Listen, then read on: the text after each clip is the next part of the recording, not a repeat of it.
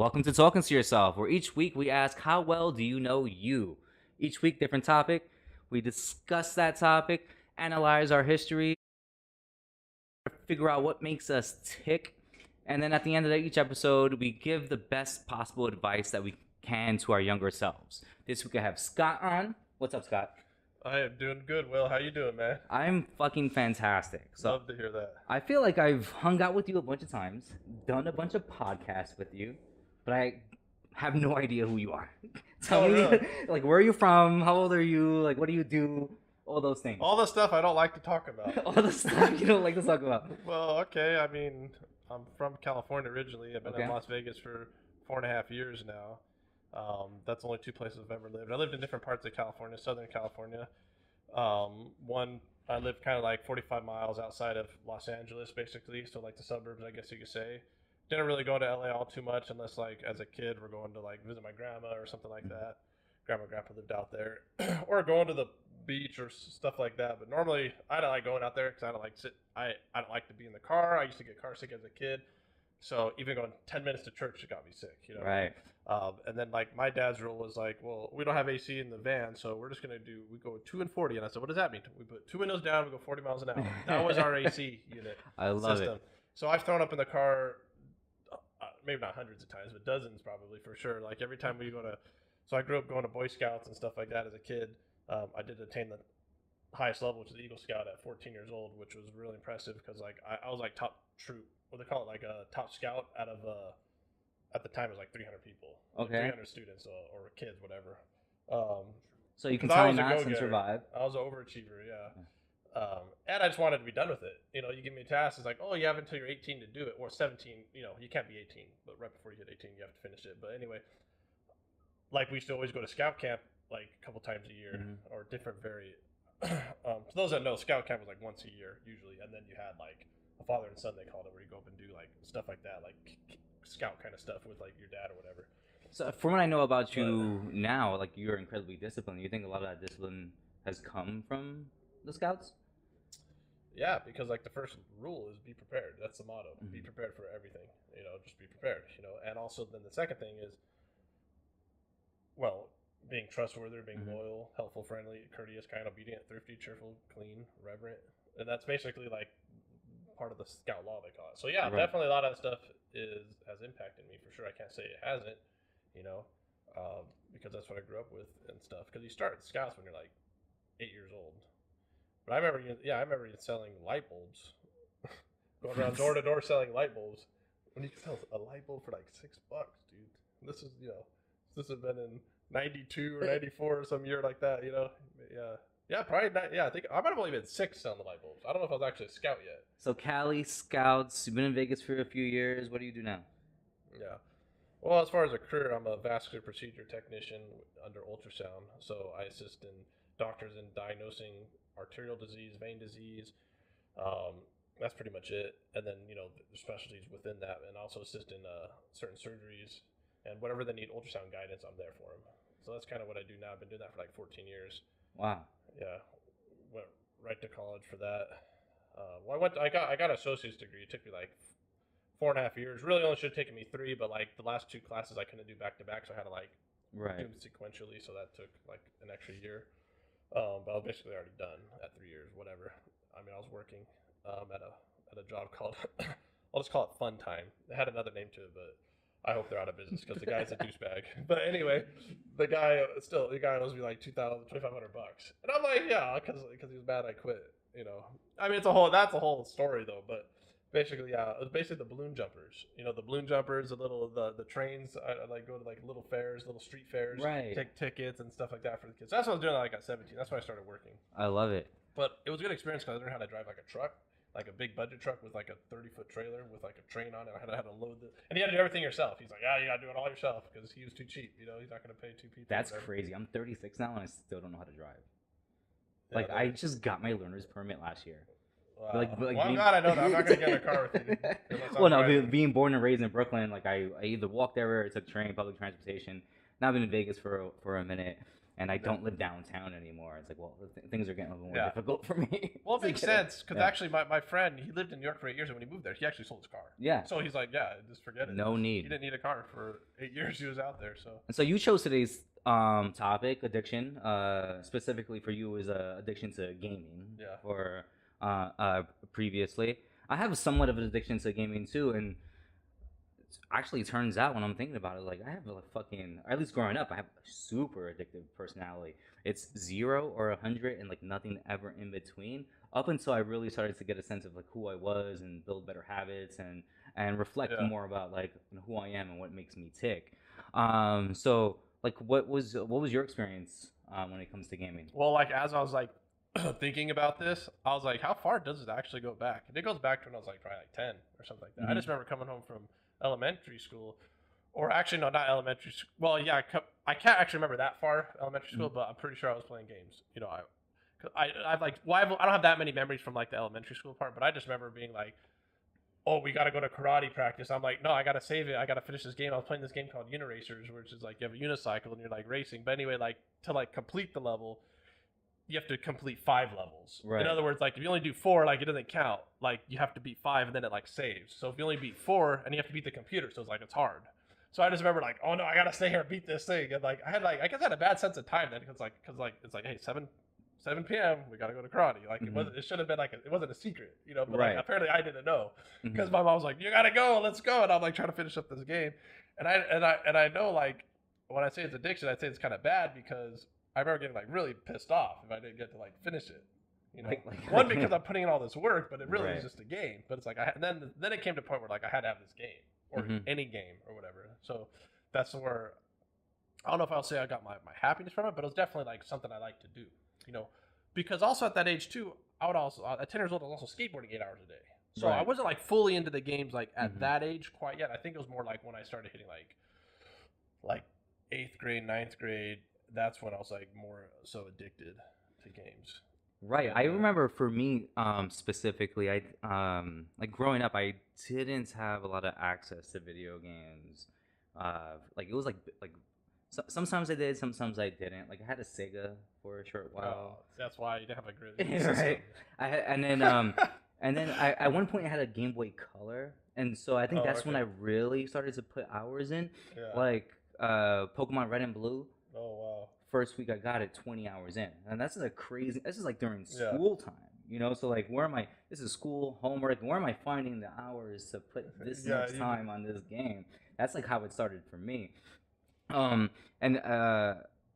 It kind of like just completely dissipated after that because I had no access to games anymore. Yeah. Like either like I would go to my friend's house and watch them play and never really participate.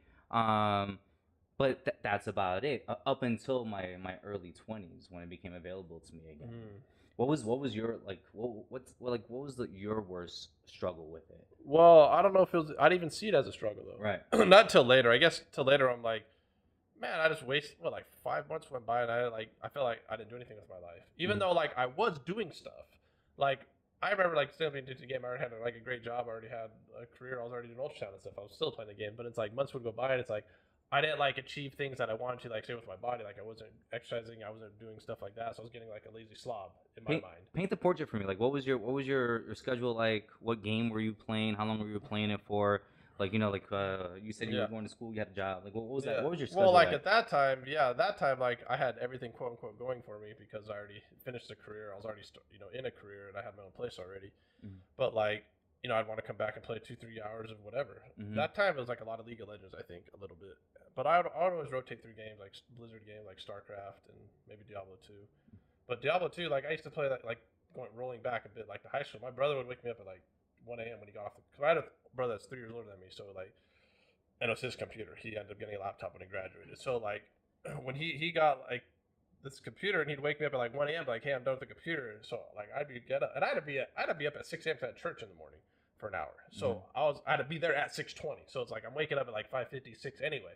So he's waking me up at 1 a.m. to get me the computer so I can go play it. Sometimes so I'd be like sit there playing at you level up like our character in Diablo 2. We run something called a cow level, where we're going to just kill a bunch of cows. And then like I was like a runner, meaning like I was hosting my own stuff. So Right. like people would be joining me, and like you do the next game, you just add a 1, 2, 3, 4. So we do like 20 games in a row or whatever. But I would do all the work to like, you have to get like this Wirt's leg, and like you have to get like these items, and then like create the portal to like go to the cow level. So like, but I'm just saying like that would like I'd be playing that, and I'd play that for like an hour, and then like they'd just screw up my sleep. So then like then I get to this class, and I'd fall asleep in this church class, which was like my neighbor was teaching it like 2 houses down. So she's like, my mom and her, they're buddies. Concerned. So, oh yeah, they're gonna know. There's no secret there. Like, why is Scott falling asleep with this? Oh, and then like my mom would get mad, and then. And you're playing a game called. Oh no, were you playing Diablo at that the was time? Diablo 2. Yeah. I love it. You were falling asleep during church class because you were playing a game named Diablo. Yeah. I know, right? I didn't see that. That's funny. It's the fucking devil made you do it, Yeah. bro. And then the thing is like, I would just play that at night too. I'd just keep playing that game. I had mastered that game. Like any item that dropped, I knew like what it was. I knew the possible stats it could be. I knew if it was unique, rare, all that. Like I knew the names of it. A lot of useless data, or data that I have. At the time it wasn't useless. So. And so like, I mean, you were a high ranked player. Like if you got to compare yourself. Well, I became that eventually. Yeah. Because of that dedication, because of that amount of time that you put into it. Yeah, but I cheated though at the end because what I mean by cheated, like I was just smart to like stuff. So like this guy one time gave me a password to like help him do stuff, and then and then we were friends for a little bit. And then like he removed me from his friends list. So like it would just say, oh, so and so is in a private game. If we were on the same friends list, then it would say mutual and tell me the game name you're in. But if you deleted me from but you're on my list, it'll just say, hey, Will's in a private game. But like one time I remember he gave me a name and a password. It was like Tim22 past 22 or something. So I like joined that game and like had all the godly items. Like what the? It was like so it's like after 3 years of playing or whatever, I finally got like the jackpot. Maybe it wasn't 3 years. It just seemed like a long time. But was this a system or PC? It was PC. Yeah. Okay. Anyway, you do something in this game. You do something called Mule because your character you can have like 8 characters per account. Okay. But it's like you want to give an item to another character, then you'd have to drop the items on the ground and then like leave real quick and rejoin. You have like 60 seconds to do it, or or the server game is gone. The server game is gone. Can someone else pick it up who's on that server? Well, it's password protected. So so if you knew the password, you could get in it though. So the guy was in there and he was what we call AFK, away from keyboard. So his character was there. I was like, what? And I like come with 2 characters, 3 characters, picked up all the stuff. And this guy was like duping it. He had a dupe hack for sure. Right. You know what I mean? Because this is like hacked items stuff. But once I had that, then I was the most godliest in that game. So he was, but I just took his stuff and then And so, like, did this like disrupt your life? Like, when it comes to like disrupt my life because forget having even a relationship, dude. Like, I mean, I'm talking when I was like 14, 15 years old. So yeah, there was no girls in my life. Plus, I wasn't allowed to date anyway. We were only allowed to go on double dates. So like every now and then, I tried to sneak off with this girl, but I like convinced my dad to take me there. And then it was like, oh, I didn't want to explain anything. He's like, what do you mean it's a girl's house? And it was like, forget it. Yeah, it wasn't like what's your name, what's your age, what's your signs, but like what's your character build. No, well, I didn't talk to games with the girls. You know what I mean? I was just trying to mac on them, but it's just.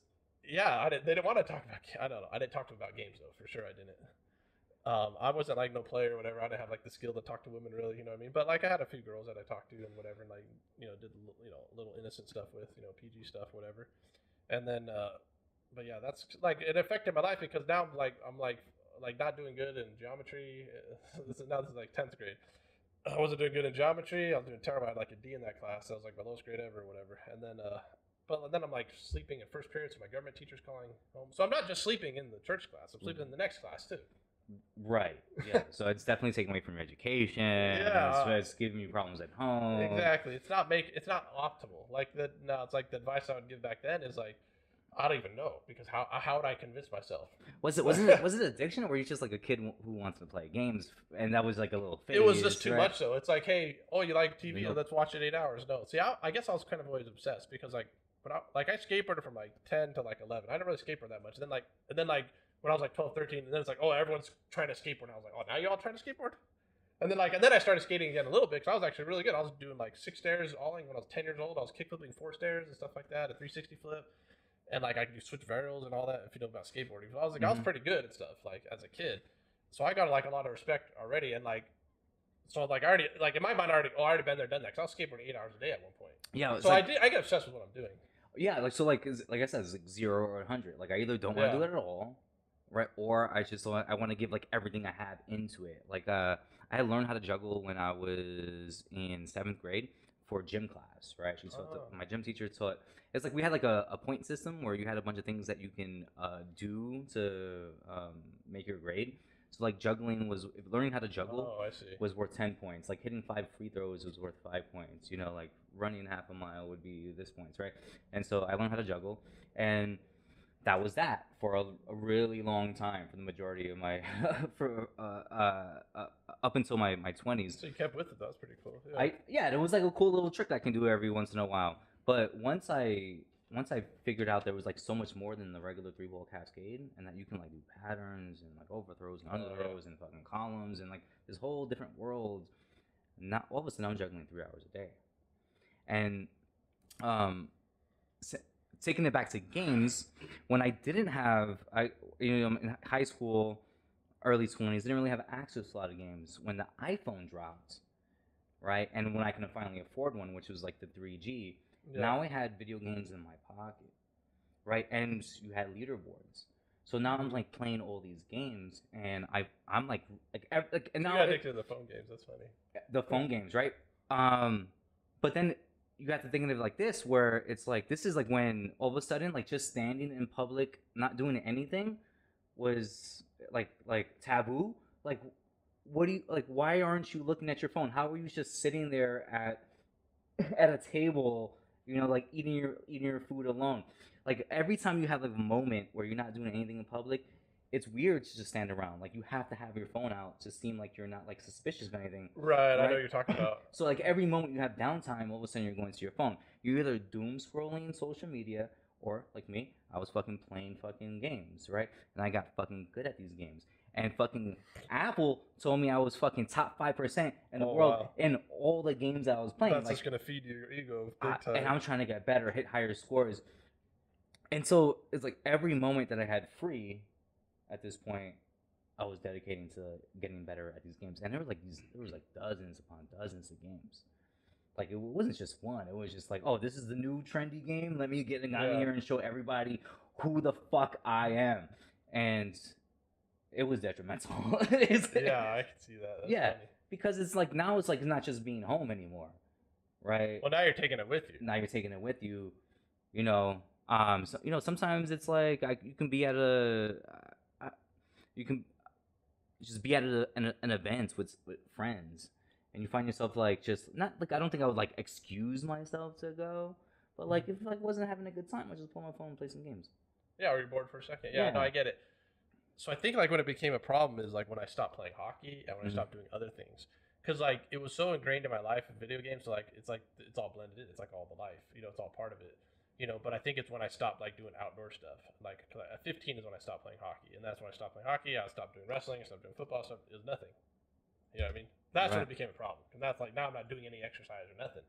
No physical activity. I'm just sitting on a computer or whatever. And maybe every now and then I would do stuff. Like I wasn't afraid to like not do something or whatever. And I might have skated every like in between every now and then I'm bored or whatever. Like because I remember like saying like, oh my gosh, what game? Like it's like I was addicted to games. And I was like, okay, there's 30 games here. Which one do I want to play? Like it's like I didn't even want to play a game, but it's just like I was just so addicted, I guess. Apparently, so I'm like, okay, well I know if I put this game in, I'll at least like playing it, so I'll put it in.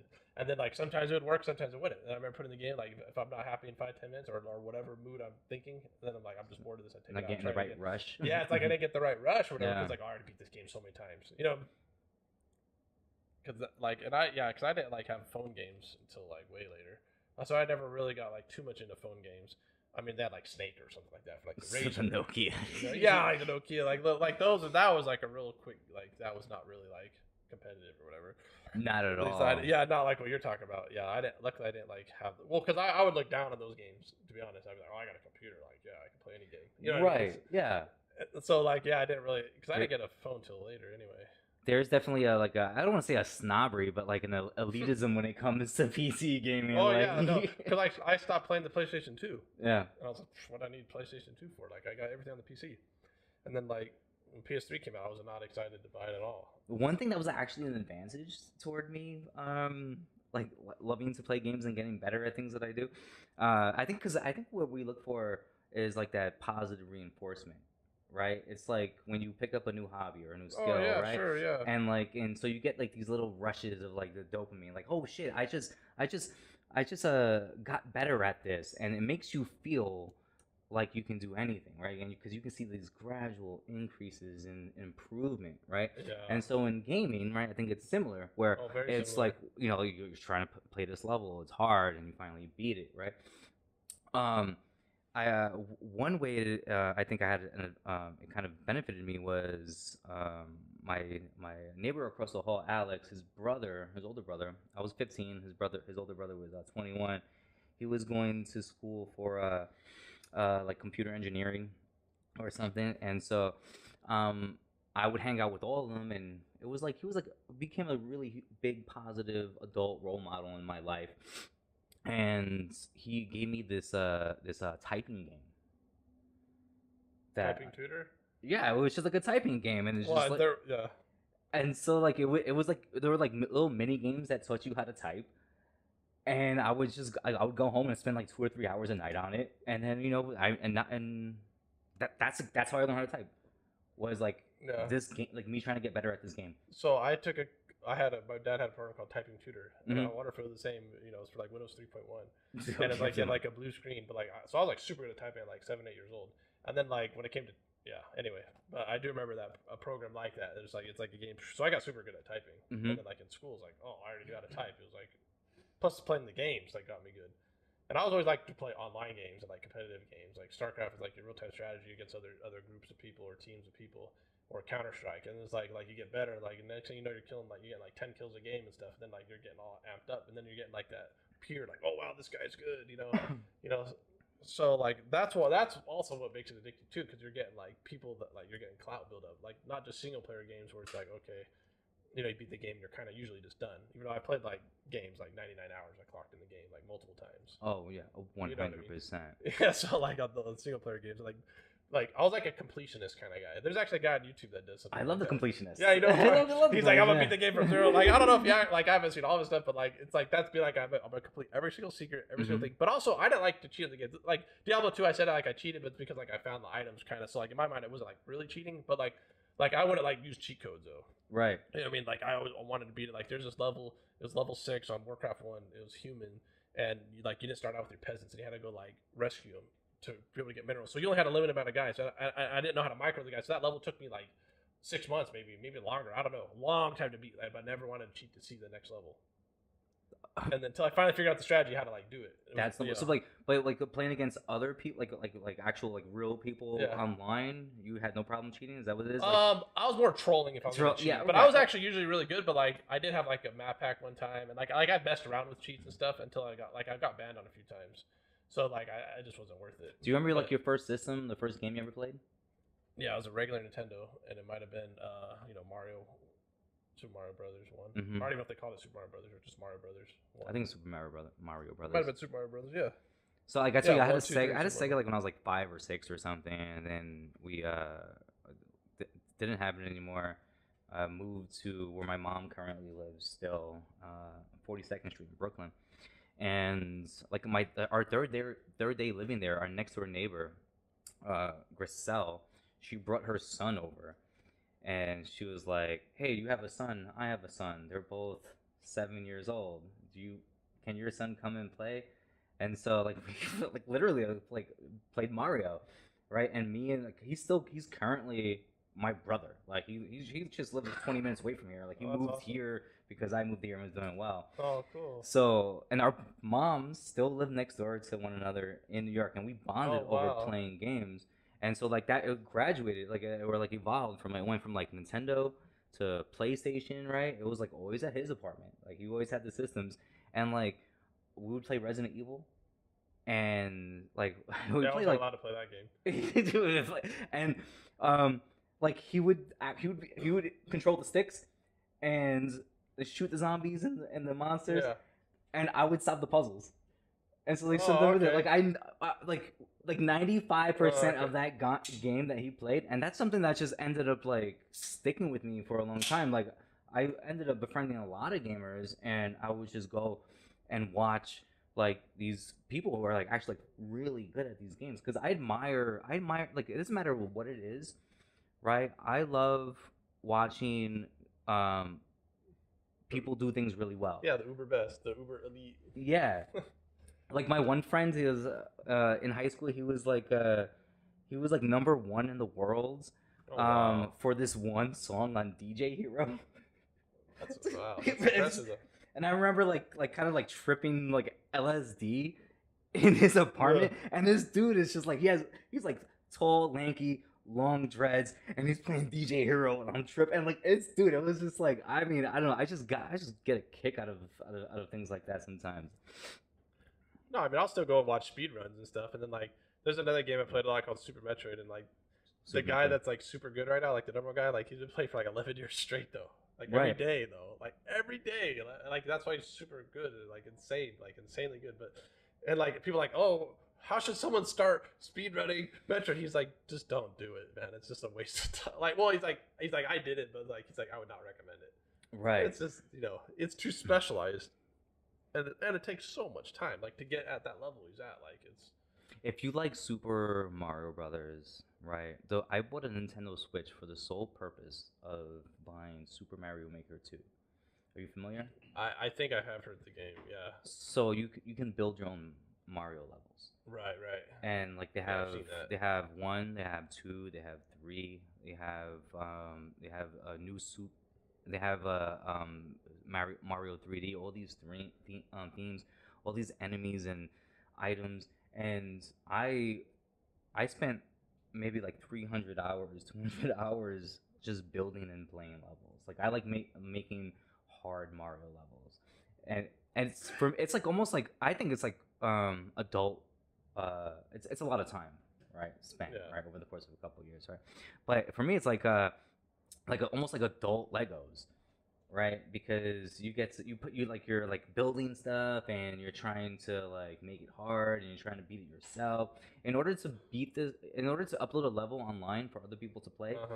you have to beat it from beginning to end without dying. Then you have to beat it from each checkpoint if you have checkpoints. So you're trying to prove to Yeah, Nintendo that makes sense though. that it's actually beatable. Yeah, because sometimes you might have a running start at a certain checkpoint or something if the checkpoint's on a small platform, but like to get there you ran and jumped. Mm-hmm. But if you start there, hey, you still gotta be able to beat it. So I like that criteria. Yeah. I didn't know about that, but that makes sense. Yeah, and I love the game. I love creating games too, though. Like Warcraft 2, you're able to do that. Yeah. Basically create your own maps or whatever. It wasn't like as detailed as what you're like how Mario would be, but like you can create your own maps. You can start off with like a wall or whatever. Right. Like you can have an ally. You can set like I always like having an ally. I always want like once a computer I can make it my ally. I was like, oh, that was like the coolest thing ever. Because then I could kill them, but they wouldn't attack back, and like they'd fight for me. But yeah, I remember having that. That was so cool. I read this. I was like, for me, it's like I think it's about like time span, right? Like you were saying, like you spending all this time on it started to like affect your studies, maybe like external relationships because you're spending a lot of time inside. A lot of your hobbies are starting to suffer from it or just being neglected Right. fully, Exactly. right? And I think of it like, yeah, that's definitely a problem. But like, I like to like put numbers on things, right? Like if we spend a lot of people say we don't have time. I don't have time for this. I don't have time for that. But then if you really break down like what you spend your time on, I feel like you can make time for things, Oh, right? Like yeah. if you're like you don't have time, but like you're on check your screen time on Google or on Apple, I know, right? it's Like crazy, you're spending 3 hours, 4 hours on social media a week more, right? How much time are you spending on Netflix, right? How much time are you spending on games, right? And I think there's like healthy, like there's healthy healthy amounts of time you can do. You can include all those things in your life, Right. incorporate all those things.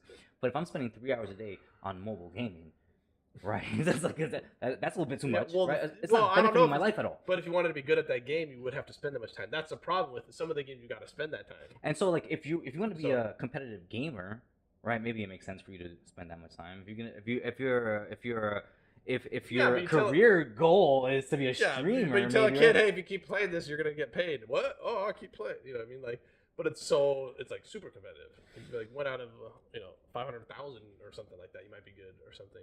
So But it's just like for any sport, I guess. just today I was trying to look it up because I've throughout like once, like I said, like when I realized I was 0 or 100 on things, Right. I realized I had to better utilize my time on things that are going to improve my life, because I was playing these 3 hour. I was on social media 2 hours a day, playing mobile games 3 hours a day, you know, hanging out, and then had a full time job, and I was just tired of where I was at life, and I had to like make hard decisions. Yeah, because on, then like outside the game, you're like, oh, this is my life right now, though. right. I hated my job, but I wasn't doing anything to get a better job, right? So now that's on me, Yeah. right? So I started reading all these articles and books on how to build better habits, and really started to learn about self improvement, self reflection. And I read this one article where it's like, an hour a day, right, for a year is the equivalent of reading 40 books. 40 books a year. Wow. So imagine like if you wanted to apply that to a field, right? Mm-hmm. A study, right? Or even just looking for a better job. Yeah, right. Yeah, just say, hey, I do this already. Can you just do the same thing, get paid more? Probably. Right. And so it's like how much time am I willing to put into myself? I'm putting myself into all these other things and not benefiting anything for Right. me, They're right? not long term Because it's too much. It's too much. 3 hours a day is too much. Yeah. For a lot of things, like I love unless sex. you're gonna be professional at it. Unless you're gonna be a professional at it. Because even Arthur Rubinstein, he was a famous pianist, and he didn't really get like quote unquote famous until like he was famous as a kid because he was like a prodigy. He was like really good, but like he didn't get like really like as a made it a career until like he was married and had a kid. And he's like, all right, now it's like okay, now I gotta like make money to like really support the family kind of thing. So he didn't really like do really a lot of concerts till like in his 30s, but like he lasted till he was like 80, 90, like he was still doing concerts. But he knew colleagues that by the time they were 30, they're already burned out because they've been doing it. They didn't stop like he did. They just kept going all the way. And then like what he learned is like you only practice like 3 hours a day. That's like what he limited it at. Maybe 4. Like, but basically, and that's professional, you know what I mean? But he would still only do like 3 to 4 hours a day. But he knew people doing 8, 10 hours a day. Right. Well, they're doing 50 hours a week on the piano. Like that's a lot of work. He says, but when it comes to art and music, like you need to get out there in the world too, though. So you don't want to be just stuck in a room or a studio all day. It's similar for a lot of like famous writers. Like they have like their set routine, right? So some people are they'll wake up in the morning, make some breakfast, drink some coffee, like before everyone else in the world is up, and they'll write 2,000 words. That's it. No more, no less. 2,000 words, and they call it quits. That's the amount of time like they feel is necessary, and then they'll go do something else. They'll go for a walk. They'll walk their dogs, and while they do those things, they'll think about what they just wrote and like make notes, right? But it's 1,500, 2,000 words a day. That's it. Because it's too much of anything is bad, right? And I think that's what I wish I would have known. Like if I want to talk about advice right now, like if I wish I would have known that earlier on when I was a kid. Like too much of anything is bad. Like one Oreo is fine. It's not going to kill you. The whole bag is going to make you sick. Right. Yeah. You need water. You can't go without water for 3 days, right? But you try to drink a whole bath of water, you're going to die. It's like with anything. Like for me, moderation is the key to life, right? Yeah. And it's like with drinking, with drug use, with gaming, with social media. Like you have, like if you can master moderation, then I think, along with some other things, I think you'll do pretty well. I agree. Yeah, I definitely agree. Like speaking of like the advice I would tell myself not to have quit the piano at 12. You know, that's one thing, because like I don't even know why my parents let me. They shouldn't have let me, but because I took lessons for 5 years consistently, and it was only a 30-minute lesson.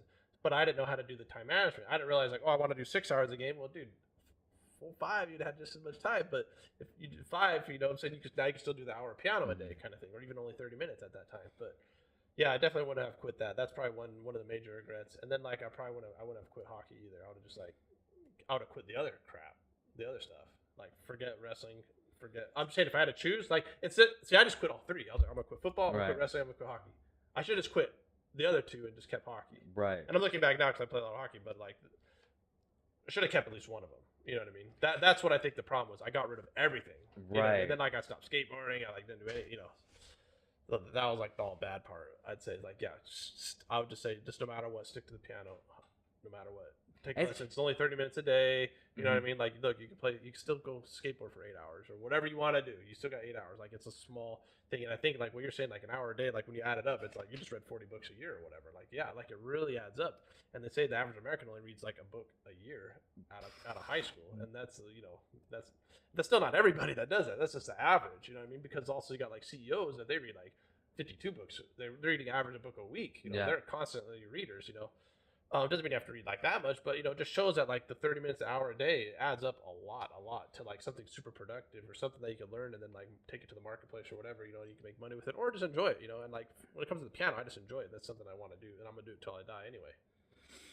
For sure, it's hard. Like it's hard to make a kid want to like actually do something if they don't want to do it. Like if you wanted to, I understand your parents for letting you quit because, excuse me, because like making a kid do something they don't want to do, they're not going to be invested in it. They're not going to be like paying attention enough. They might just be trying to get through it. But I wish I wish I still with karate. I wish karate, karate was a good one. I did that for a few years. Yeah. I mean I wish I still with Little League baseball. I was like one of the best center fielders around when I was like 6 years old. You know what? I just think, and I'm not blaming my parents, but like if they would imagine, like I'd have a schedule. I should have had a schedule. Teach me how to read a schedule. Teach me how to do a schedule. That's what I think more should have happened. Is I should have been learning those types of traits really early on. And that's what I think a lot of people do. Oh yeah, you'll just learn in school. No, you don't just learn it in school. Oh, I'm just gonna learn. Because I used to think, oh, when I get older, I'm gonna be better at public speaking, or I'm gonna be better at something. And like, no, that doesn't happen. At one point, like I remember, like 21, I'm like, man, I'm still crappy at talking. So it's like you just have to start doing it. And that, then I start doing videos, because I watch a guy, he's like, oh, you want to get good at videos? Record yourself every day, do a 5-minute video and upload it or whatever. Right. Just stupid, something like consistency, but the consistency practice, is what gets it, yeah. That's funny because our stepdaughter right now, my stepdaughter, we just got her a phone. She just turned 13, got her a phone this last Christmas, and we give her a couple hours of screen time every day. First she has to complete her school, then she has to complete her household tasks, and then hobbies and art, and then she can have a couple hours up until it's time to shut all screen time off at 8 p.m. an hour before she has to go to bed. Then it's her nighttime routine. Awesome. Right? And so some days like she'll things will take longer than normal, and so she'll only have she won't have any screen time because things took too long, or she'll have more screen time because she got things done faster, right? Yeah, that's a better system. And so sometimes she's like, I only got to talk with my friends on the phone today for half an hour, and then that's when I go, well, think about your day and how you spent your time, right? You woke up a little bit late, right? You took a long time to get ready for the day. Right, you got distracted a lot, and so I try to show her how her actions affect the time that she has to do things, right? And I try to show her hey, if you stay focused and if you're effective and do things within reason, you have more time to do the things that you love, right? I'm trying to show her that there's repercussions to slacking off during the day. There's repercussions to waking up late. If you want to have more time doing these things, then you have to stay focused throughout the day. You have to set alarms, set timers. Really trying to get her a sense of being able to regulate her time, because like you said, as kids, it's we have no concept of time, right? Well, it's kind of new to this new gaming system, right. It wasn't taught. That's good that you're teaching her that. That's going to be invaluable later on, honestly. I hope so, yeah. 100% is yeah. I agree with that strictness. Limiting it to the time and all that kind of stuff. That's super critical, because there's things that you just have to do in life, and that's the reality of And it's not to say she can't have fun or whatever, but it's you got to do your chores first. That's all. Period. They should be done first. Even though, yeah, as a kid, I didn't want to do it first. Definitely did not want to. But I know if I was forced to it, that reward of wanting to play the game or whatever or I would have just quit the game, and then that would have been okay, fine. You're just gonna do the stuff and not play the game. You know what I mean? You're gonna do your chores, and then not play the game. That would have been, Because I see that in her too right now. She loves playing Roblox, right? And so it's I'll let her get on at at 7 o'clock for an 8 p.m. shut off, right? All and right. and I'll give her like a 5 minute warning. Hey, it's 7:55. You're only 5 minutes left. She's like, I just need a little more time for this. And I'm like, well, you are aware that you know how much time you have, and I'm sorry that you can't complete it, but that's it. Like if you, Yeah. it's up to you to figure out like before you start something and whether or not it's like gonna go over, right? Because these are hard cutoffs. Yeah. I'm soft though, man. Well, I give 'cause her a lot of, sometimes, I you know, give you her. can't- Sometimes I understand, like, oh, you're in the middle of a mission that's only like you're about to beat the boss or something. Yeah, Like, I yeah, might yeah. be making little exceptions, but yeah, yeah, try my best to instill time management. I think. Yeah, time I management. think like if I can instill some manage your time effectively, right? And not only like manage your time effectively, but like when you are doing things that you don't want to do, to have a better mindset of like a better mindset while you do it. Yeah. Because if you absolutely hate what you're doing and you pout about it while you're doing it, yeah, time's gonna drag if you're watching every minute. Right. That's why when you play games, that's why time just speeds up. Like you lose Right, you're track of it passing because it you're not so even paying fast. attention to the clock. Moderation is the key to life. I let myself know. Yeah, I like the moderation, the time management, and having a schedule. Having like if a I just had a schedule. schedule, it's like, okay, you get home at 2:30. Okay, for 30 minutes you say eat, like usually Mhm. hungry or whatever. But like I'm just having some kind of. If I even had a general structure, I think that would have helped my life a lot as a kid. So I would pass that on to the next kid, Right. if or whatever. If I have a kid one day, I would pass that on. It's like, hey, and it might not be like super strict. Like say it only takes 20 minutes to eat. I might, okay, you have an hour to eat kind of thing. Like it doesn't have to be like super strict by the minute necessarily, but just to give my idea, it's like, hey, your free time is from 7 to 8 Mhm. or 6 to 8 if you got your stuff done. Like, but if you're not done, then you got to do this, and maybe I'll throw a little, maybe, I don't know, like you have to experiment. Like maybe I would let them, okay, at 3 to 4, you can kind of go do whatever you want also. Mhm. And if you choose to do your phone or whatever that time, okay, maybe. But like, then from this other time, it's like, hey, now we're doing dishes from whatever. I don't know, just something else. Like, I think it's going to teach, good values. And because a lot of people don't even know how to cook their own food now, apparently. I just learned about that. Like, a lot of the young people don't know how to cook their own food. They're always relying on fast food. Just like something simple like that. Like, I learned, my mom cooked all the time, so I just learned how to cook. It wasn't like, I was always around it, you know what I mean? But I guess a lot of people don't get that. My mom cooked all the time too, like every single meal from birth to 18 and then beyond sometimes. And yeah, I didn't know how to cook until like 3 or 4 years ago. Like Oh, wow. because like maybe because I mean, because yeah, my mom cooked for me every single day, right? Well, if And you I live have to right do it. there, yeah. Or And whatever. then when I started to like power move through life, it was about time management. It was like, what am I willing to spend time on?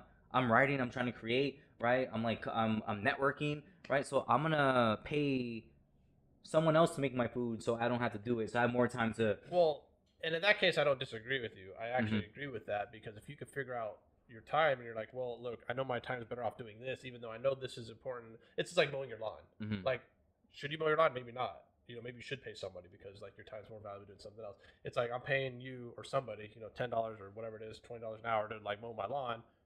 Yeah, I could have saved the $120 a month or whatever it is. You know what I mean?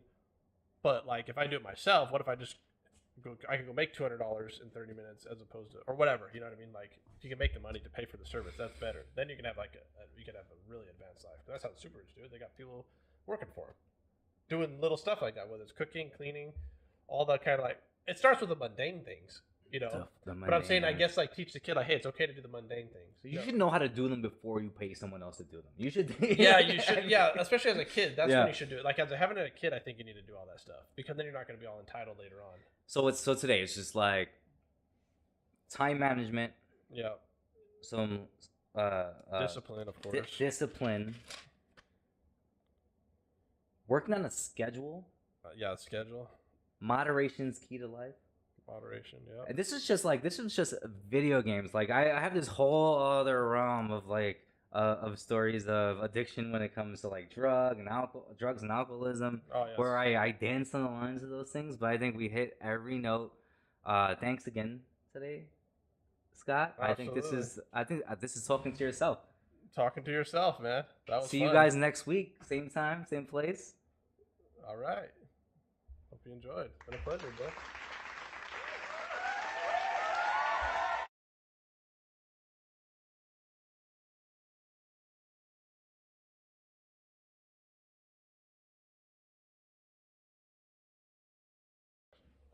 Ooh, that being respect. Yeah, that's good. Let's turn there. And me on. Oh my gosh, what's up everybody? How are you guys? So yeah, that's our first section. That's our first section. Hello everybody out there. Now I got a minute to talk to all you guys. I see everybody. I see y'all. Hello. Give yourselves a round of applause. Give them all a round of applause. That was great though, right? That was great. Okay, I had a great time watching that. Yeah, so our next section is gonna be well, I mean, honestly, I'm not. Okay, that was some pretty nerd shit. This time we're gonna talk about other. I guess. Well, I guess it's gonna be a continuation of nerd shit, just with a different group. And then, okay, so we're gonna do an hour of group stuff from 8:30 to 9:30. Yes, I'll be there. You quit it. Yes, you in the back. Yes, yes, yes, yes, yes. Stop. Hi, hi. Yeah, so we'll have a whole new set of people out there. While I have a minute though, I guess if everybody could go over to the YouTube and press that like button, I mean whatever platform you're on, you want to watch that, whatever. Let's not get pushy, but if you could go over, hey, the guy behind me. No, do not notice the guy behind me. Stop. If you notice him, I have to pay him. We don't look at the guy behind me. Just don't do it. Don't do it. What up, bird? Bird's the word. Yeah, so, why am I not showing up? That's weird. Oh, that's so funny. There we go. Holy shit. Sorry, I wasn't on one of the screens. Sorry, we're working on it. Oh, there I am. Wait. Could we make a hold on. Do I have time for this? I do. Hold on. What if I went? Okay, listen. Hold on. I got it. Yo, I got it. Listen, you in the back making so many jokes. What if I just got really transparent on you? Like, oh, like now you see him, now you don't. Was that it? Oh, damn. Was that like the best dad joke ever? Best dad joke. There you go. That was just me being transparent, right? I was just trying to be transparent with you. Oh, peekaboo. Oh, hi. There I was. Okay, let's stop the dad jokes. That was so bad. That was so. Don't clap that. Don't clap that. Oh, it's cool that you came and watched though. I do appreciate it. Yeah. So now we just I guess we got damn. I got 10 minutes. What could I talk about for 10 minutes? Damn. And this is recorded. That's an awkward turtle. That's an awkward turtle. Shit. Okay, well, because we were talking about your video game, stuff. There was one game that really got to me in the chat. That it's funny you brought that up. Yo, the lamest game ever, and I can't believe we played for hours and hours. Goat Simulator. I don't know if you've ever played Goat Simulator, but this damn goat literally goes around, and you just like swing the goat, fling. It's oh my god, it's so bad. All of a sudden the goat's here, and it's like wee, and then you fling it this way, and then you fling it that way, and you get points for. Or oh, what was the other one? Yo, poop in the soup. You can't make this shit up, bro. The game literally you were trying. Okay, so you were on top of a building. Like imagine you're on like Donkey Kong. You're way up here, and then you're like bloop bloop. You're like throwing soup on these people, and they're like, it's in my soup. And then you get soup. What is like a poopy soup combo? What was it? Fuck. It was something stupid. Hello, how are you? We're doing like a 3-hour podcast thingy. Jump on board, grab a seat, stay a while. Yeah, and so yeah, man, that shit was hilarious. That shit was hilarious. The poop. Stop. The poop on the soup was so good. So good. Jesus. Um, what do you mean? What if I just start flying around?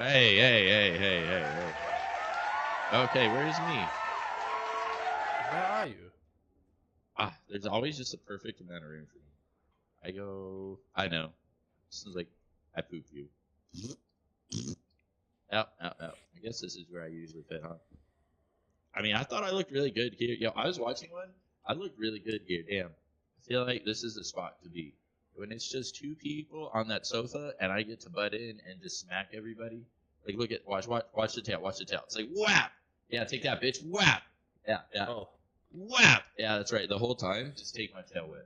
Take that fucking tail whip. What do you mean, congratulations? Your mom's a congratulations. Or wait, what? Wait, what? Why are you telling me congratulations? That's confusing. What's the celebration? Line change. Ever crack. What do you mean? Oh, wait. Compare the physics of goat tossing and soup dropping. Both were pretty bad. Stop. We were talking about like the worst games ever. Oh, sorry. I'll go back to my office. Look at that. Look at me. Look at this shit right there. You wish you had a fucking office like that. God damn. Wait, is it Mad Hatter Day for real? Because that would be hilarious if it really was. I don't believe you though. Hey Google, is it Mad Hatter Day?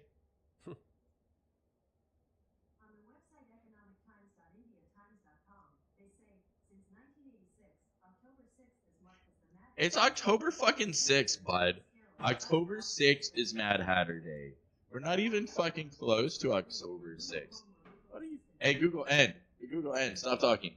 Google, stop talking. Let me give you the Wikipedia version of it. It's in October, man. It's in October. You'll drink my holy water. I bet you will. October 6th. Yeah. Yeah, it's fucking October 6th, bud. Not even close. I get free sizzling water. Yo, is what's his face come back? Because like, it's go time, man.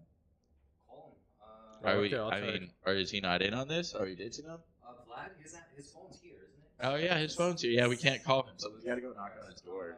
I'll call Vinny. Yeah. Like, well, that might not work because I'm unholy.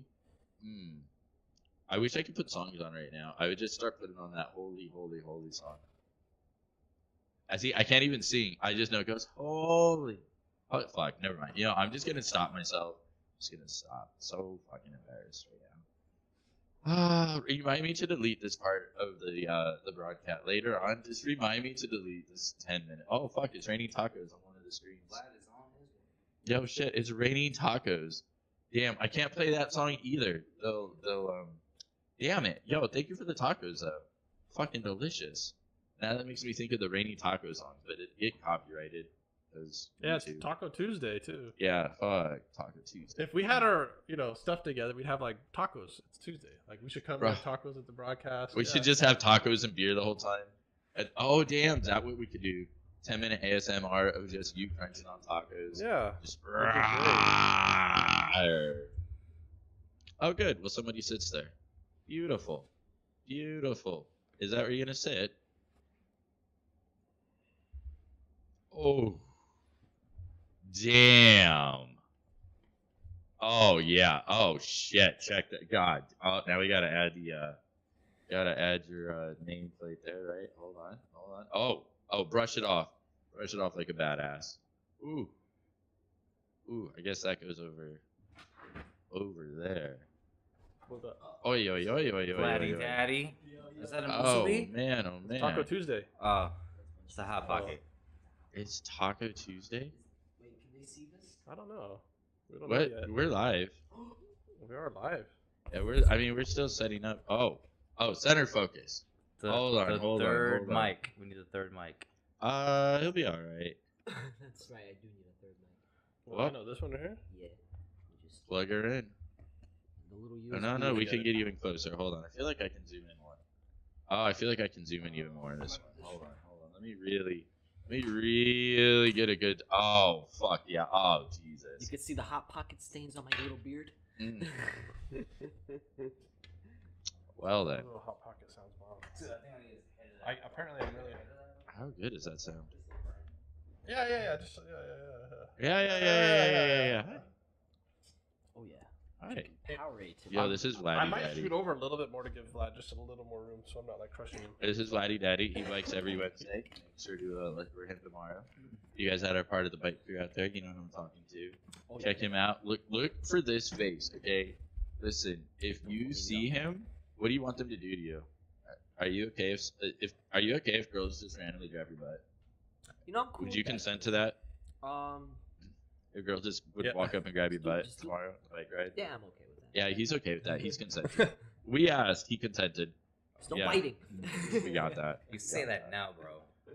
Until it actually happens. Until it happened. Well, Violated. well, I mean, how committed are you really? You know. All right. Well, And how long does a consent go for? Like 2 years from now. So, hey, like that video. Yeah. That's true. did you plug it in? Yes. Yeah. We've been trying to contact you in regards to your car's extended warranty. Oh wow. It's wow. Talk again? We've been trying to contact you in regards to your car's extended warranty. Oh my. Hmm?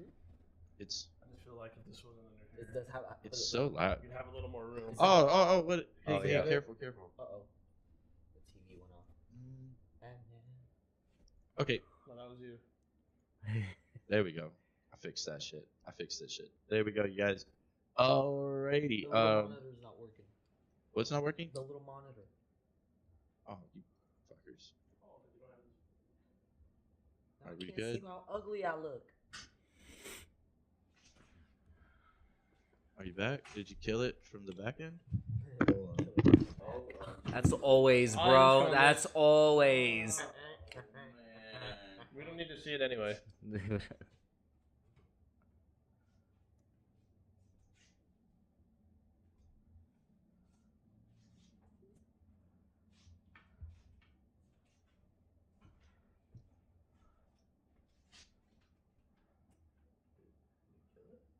Welcome to the Wire Management Podcast, where all we talk and discuss is how to manage your wires.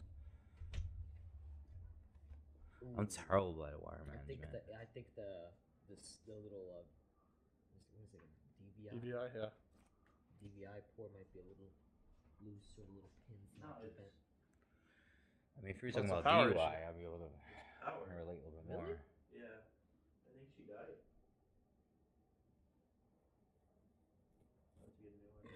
No.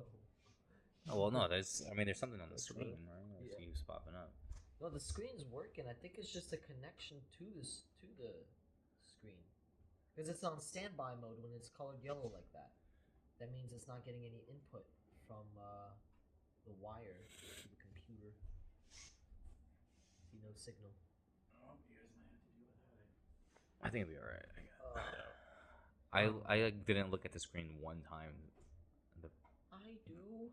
during talking to yourself. I was gonna say if you unplug them both, you should go under these cords, because so like we'll like pull this. Oh. Oh, there was.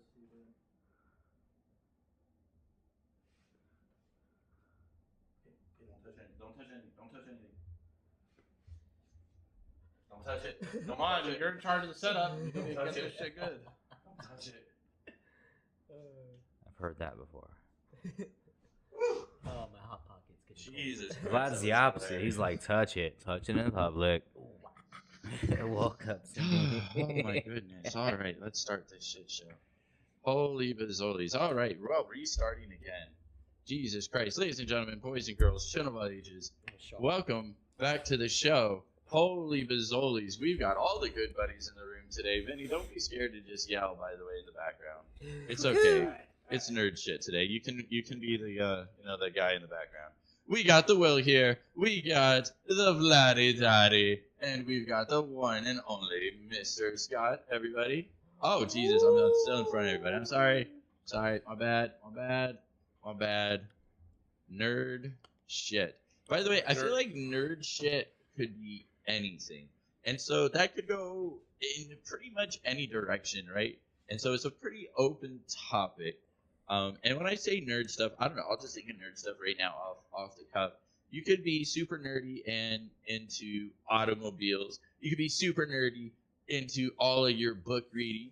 You could be super nerdy, know how to fucking cut people open, and talk about all these goddamn vein things, and I just be like, bro, do veins even exist like that? Are you just lying to me? I don't even know. Nerdy could be, holy Jesus, I want to just talk about all this nerd shit for marijuana.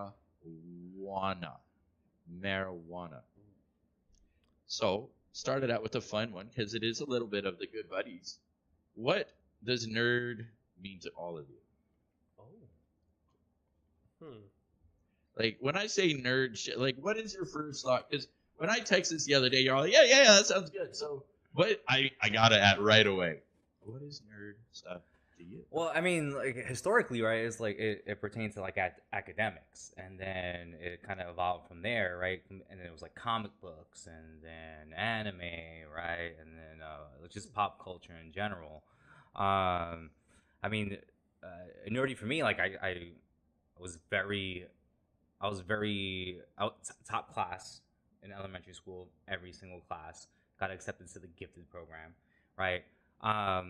Where then for junior high school, Nerd, right? And then it was like Pokemon for a really long time, and that kind of devolved into like my nerdiness was like I ran like an underground stolen Pokemon card market where like I was buying and selling stolen Pokemon cards to the kids in my school, and then it kind of like gradually evolved from that, anime, never sports really, juggling for a period, solving the Rubik's cube, always been well read.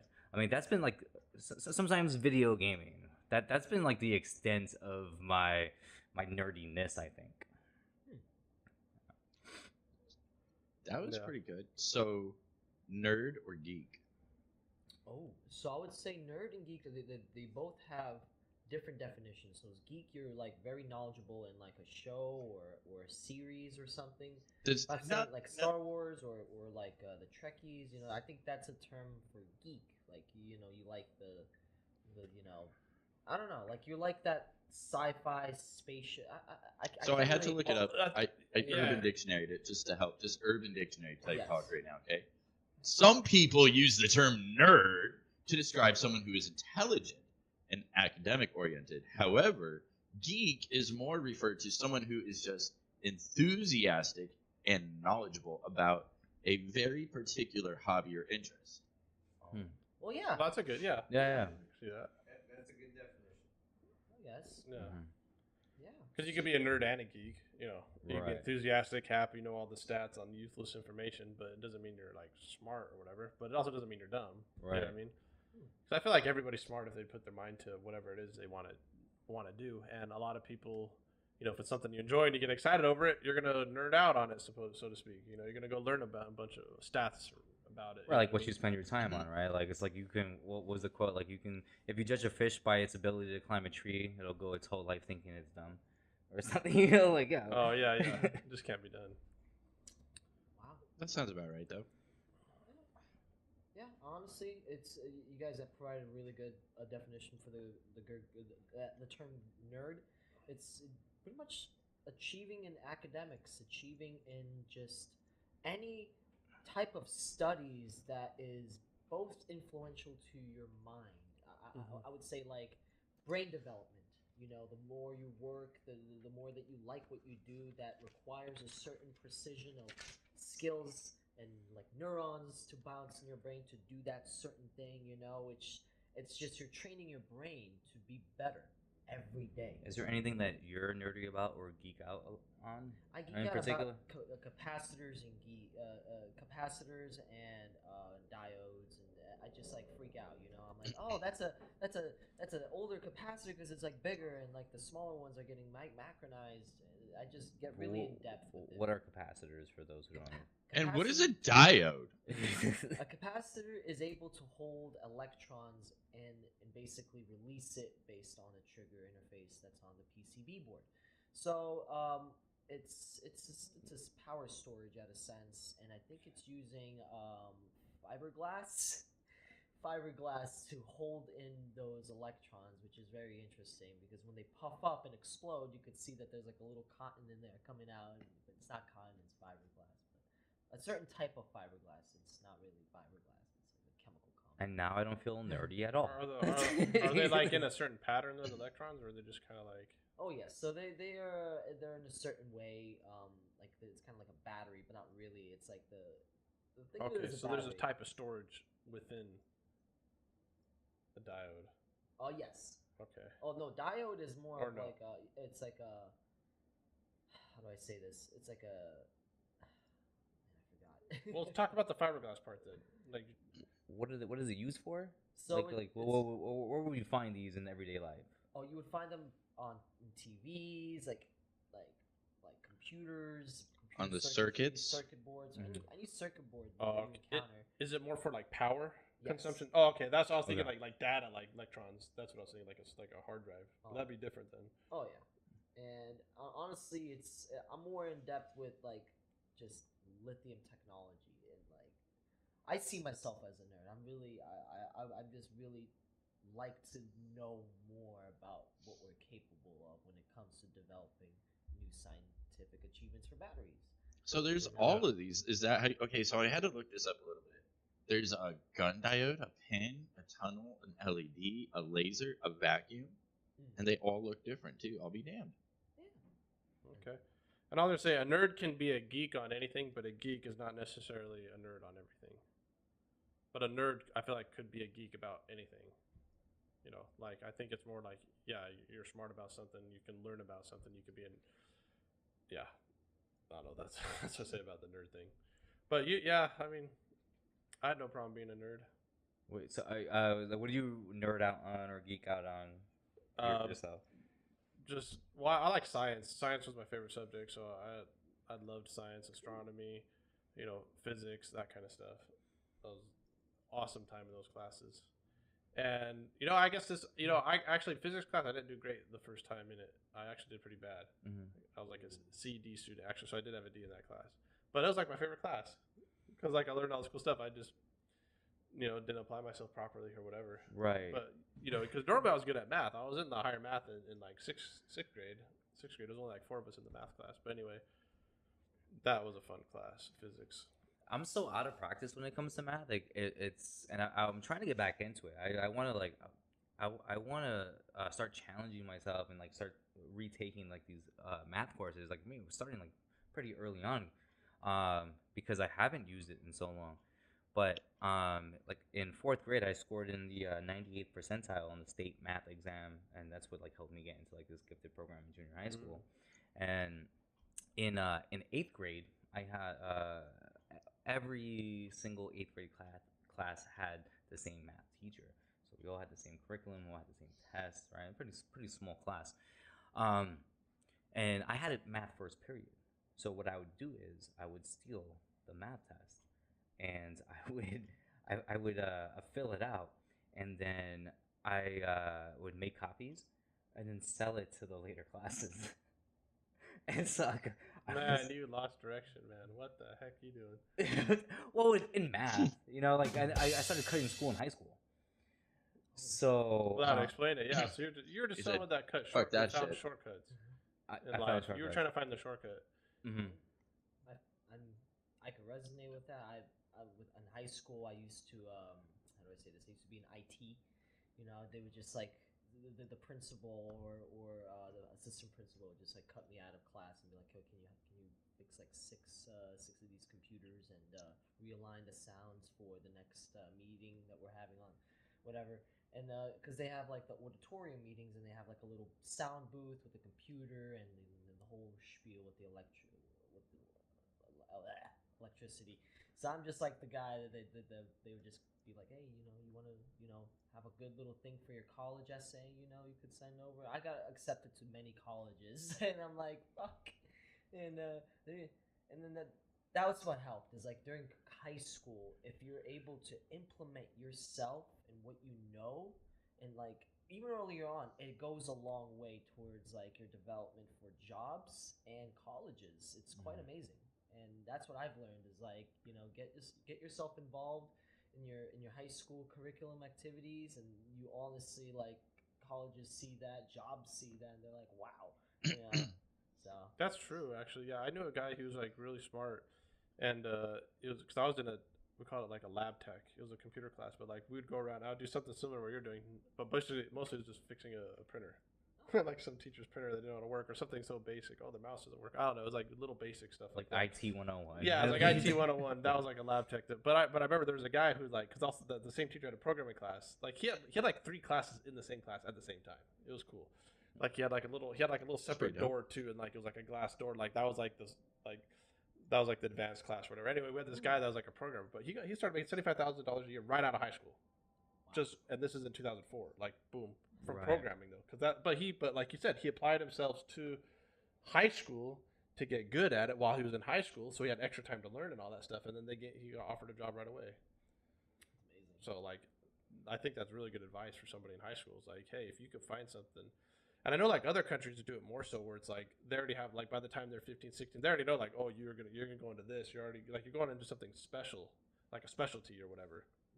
But here it's kind of like you just have to like, hopefully you're on the right track, or someone gives you guidance, or you know what I mean. Because that's how it happened. The teacher told him, hey man, just keep getting good at this, and he got good at it, and then he made it. Started off. Yeah, he had job experience before he actually had an actual job experience for the job. Yeah.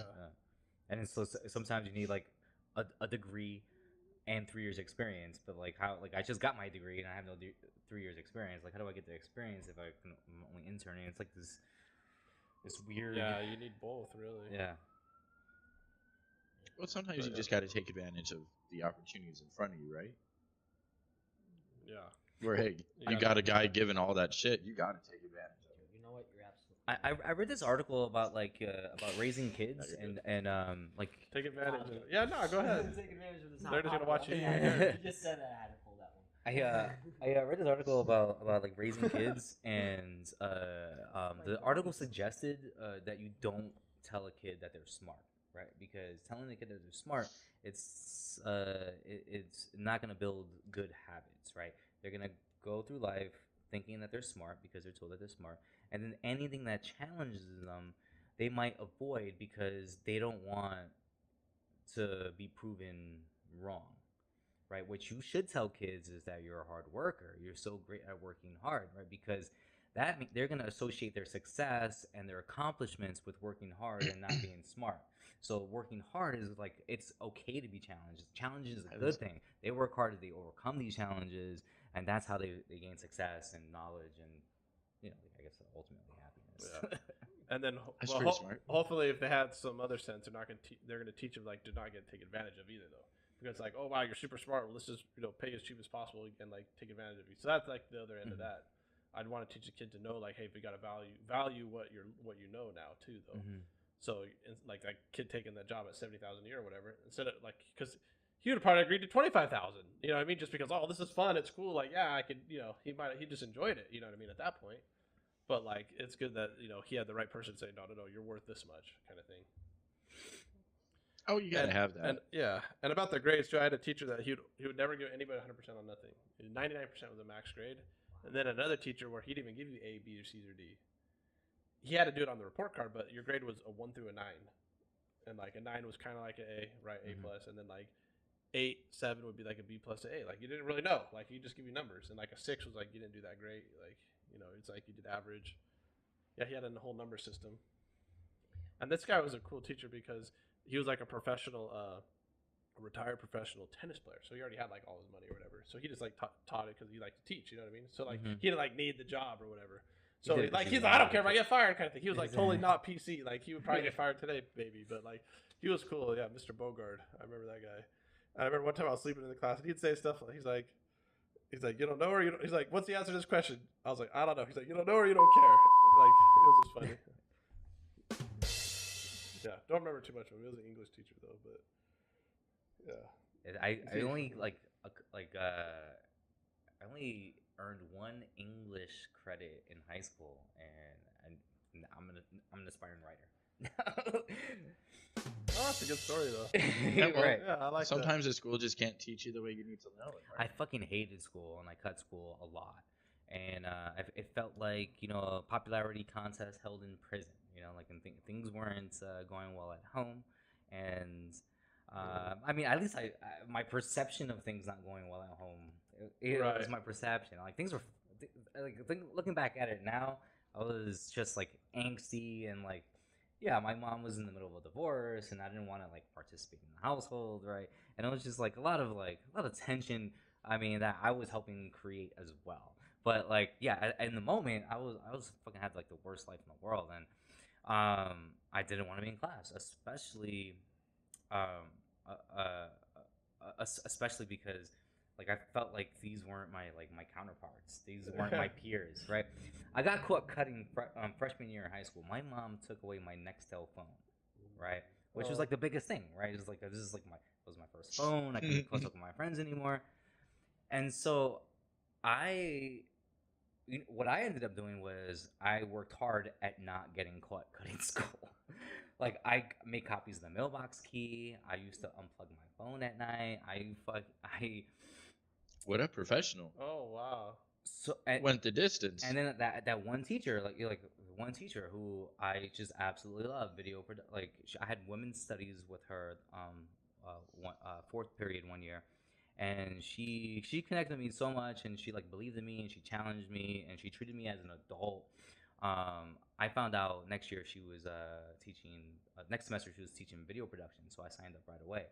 And because of that, while I was in class, my this dude Pip, he he came through and he represented his organization called RealWorks Teen Filmmaking, right?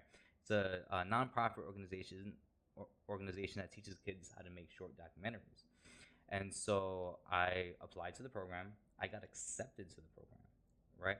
And it's like after school. It met on Wednesdays and Saturdays. Um, they made an announcement in my school. It was such a big deal, right? In the morning announcements, they were like, "Congratulations to these 3 kids who got accepted to this program." Said my name, and my teachers got together and said, "We have to get Will out of this program because he's gonna make our school look bad." And they might not ever come back to Damn. recruit. This is what they did. This is my teacher told me. Wow. Guess what? I never missed one class, right?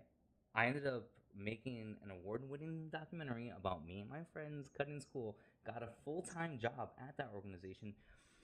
The next year, right? I went Hilarious. back. I went back as Hilarious. the representative of the program recruiting kids. I showed my documentary in English class in these classes That's awesome. to all these kids, to a couple of these teachers who got together to fucking Sabotage. get me out of this program, right? And I mean, when it comes to like nerding out or geeking out, like that was like, oh, like That's film, definitely screenwriting. I fucking spent hours and hours on my movie and hours learning about editing and making stories. That's so that's- goddamn that- beautiful. That is really cool. And that just it's like the one teacher believed in you when the other teachers Yep. wouldn't or whatever. Or and I get it, teachers are overwhelmed too, but it's like you just needed some direction because it wasn't really happening at home or whatever. You're going through the divorce and all that kind of stuff, and you're at that time when it's like you could kind of like you could just walk out. Like I mean, unless someone's physically holding you down, now you're an adult, but not an adult, but like you can just walk out. You're 16 or whatever. You know what I mean?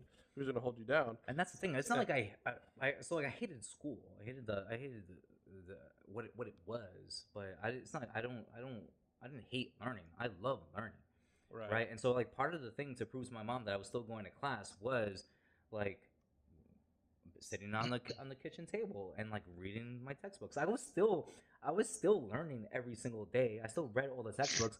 I failed every single class, but I passed every single state exam. Yeah. Wow. My uncle told me a story the other day when he was in high school. He was the first day of class, and he was in class. And he walked in, and like I don't know if he was late or not. I don't remember, but he didn't have a pencil. So he's the kind of guy. He didn't ask for a pencil. He went right up to the teacher and said, "Can I get a blue slip?" And I guess what a blue slip is basically like he cannot come back to the class unless his parents sign it. So he's like, "Just give me a blue slip." But he didn't even want to say, "Give me a pencil." He's like the stubbornest guy, and then he goes and walks to another class where his girlfriend was there, and it's an art class, and he loved art. Mhm. So then and he's like, "I'm in this class now." The teacher's like, "Oh, okay." you know, and then like, and then she realized like he's actually really good, and he, Right. you know, and then like he becomes like like not just a normal student. Now he's like the teacher's aide of the art class and helping students draw and everything like that. But like it kind of like similar to what you're saying. It's like now it's like, hey, this is what he liked to do. You like to do video or whatever, you know, something creative, rather than like your route memorization of this English stuff or whatever. You know what I mean?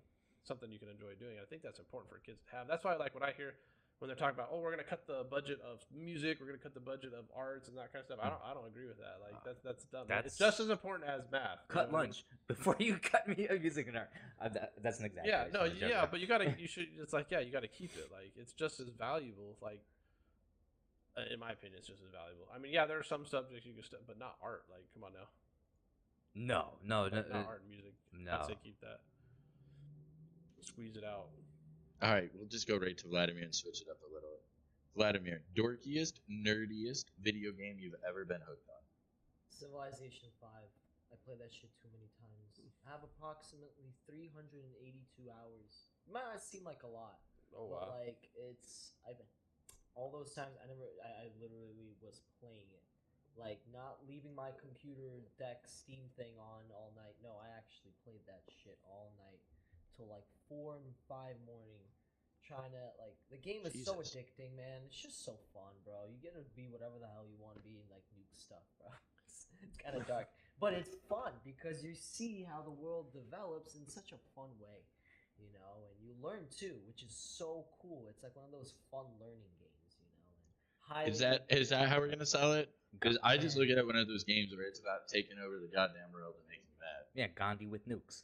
Yeah, pretty that's much. it, yeah, Yo, that's Gandhi the eventually one. gets nukes though. Yeah, literally, Gandhi gets nukes eventually in that game. He does? That's a real Does. thing. He does. Yeah, I was like- Gandhi literally nukes your ass eventually. Oh, But a Civ game- 6 sucks, by the way. Don't get that. Oh, there's Hey, a that's facts. But there's probably learn history too in that game. Yes. I'd imagine. I hope it's real history, and then Oh. they're just making up some backstory or whatever. But like, would they have real stories and stuff like czars and all It's that? more. I've watched you gameplay just, action, never yeah, played. you advance technology.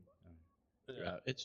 No, I get that part It's too, not but I'm just saying, like, I know they have like a little lore and stuff that you can read like as you're playing the game. Oh yeah, and they have like quotes from famous like inventors, musicians, and whenever you present a great work in a game, it gives you an accurate like depiction of like the song and the person that created it, and it's so amazing. It's like really, really, really cool game. It's like I don't know how to explain it. It's so fun. You gotta guys try it should out. You gotta Just try it out. Just try it out. You know this game I used to like that I thought about it? It was called Under a Killing Moon. You guys should look it up. It's on Steam now, actually. Yeah? It like came from the 90s. So this game, they actually got like legitimate actors. And like this game was like made in like 92, 93, 94, something like that. So it's like, and it's like 4 discs to play, Oh, you know, like a game like this. And it's like, you're a private investigator. And like you're in the year like, I don't know, it's like 2050 or 2150 or something, like in San Francisco. Like there's like mutants everywhere, but they're not like that. It's like, hey, like the guy is normal, but he just like has like an extra arm or limb or something. He's like a mutant or whatever. And he's like, too bad he don't like fresh brains, Moif. Because the guy's name's Murph, and he calls him Moif, hot off the grill. And then that's like but it's like a live guy like that they recorded. Like he did like this whole little like that whole little 5-second spiel I just said. And like, and then it's like you go talk to the guy. Then it's like on the screen. It's like, okay, now you get to ask some questions. You're like, hey, did you see? Hey, there's this guy that because there's like a problem that happened. You know what I mean? And you're trying to like you're a detective. That's the game right there. Yeah. That game's so Yep, dope. that's dude. the game. That game's so dope. You That guys is the should try game. that game. Is that Yeah. on the Coleco? Oh no, so Well, it's on Steam now. What's the original console that played? Okay. It was an Computer- MS DOS game. Computer MS DOS 3.1. DOS 3.1 would play it, and maybe even prior to that. I'm not sure if I don't even remember what's before 3.1. Well, I mean, because 3.1 you had like the window, but then you'd log out to go to DOS. Like DOS was still like the core operating system, and then like you would load Windows on top of DOS, and then you have Visual.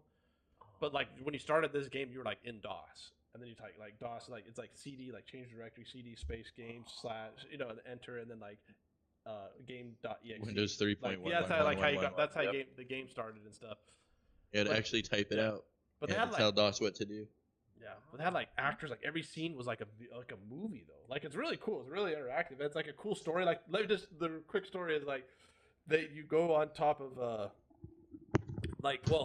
they're trying to like purify the earth because like I said there's been like nuclear wars and stuff like that. Yeah, so like there's like these like this group that's trying to like it's like Nazi stuff. Like they have like this. They call it the Moon Child. They built like a whole livable thing in space where it only fits like I don't know if it's like 10,000 or 100,000 people. So it's like they're getting everybody up to there, and they're just gonna destroy the whole Earth. Like they're gonna like basically kill all life and then wait like there's like a time, it might be like 70, 80 years that they're gonna wait, and then they're gonna like repopulate it with like nature and stuff, and then they're gonna like come back and like so all the mutants are gone because it's all the nuclear war. So that's why people were like evolved into like missing limbs or whatever. That sounds like too close to home right now. Like yeah, no, I'm like a little bit of foreshadowing going on right here. I don't know. It's making me uncomfortable. It's like and this is a game 94. It's dope. It's sick. I'd recommend that game. That's my nerd. For that one. It's funny. We're talking about Windows 95. That's amazing.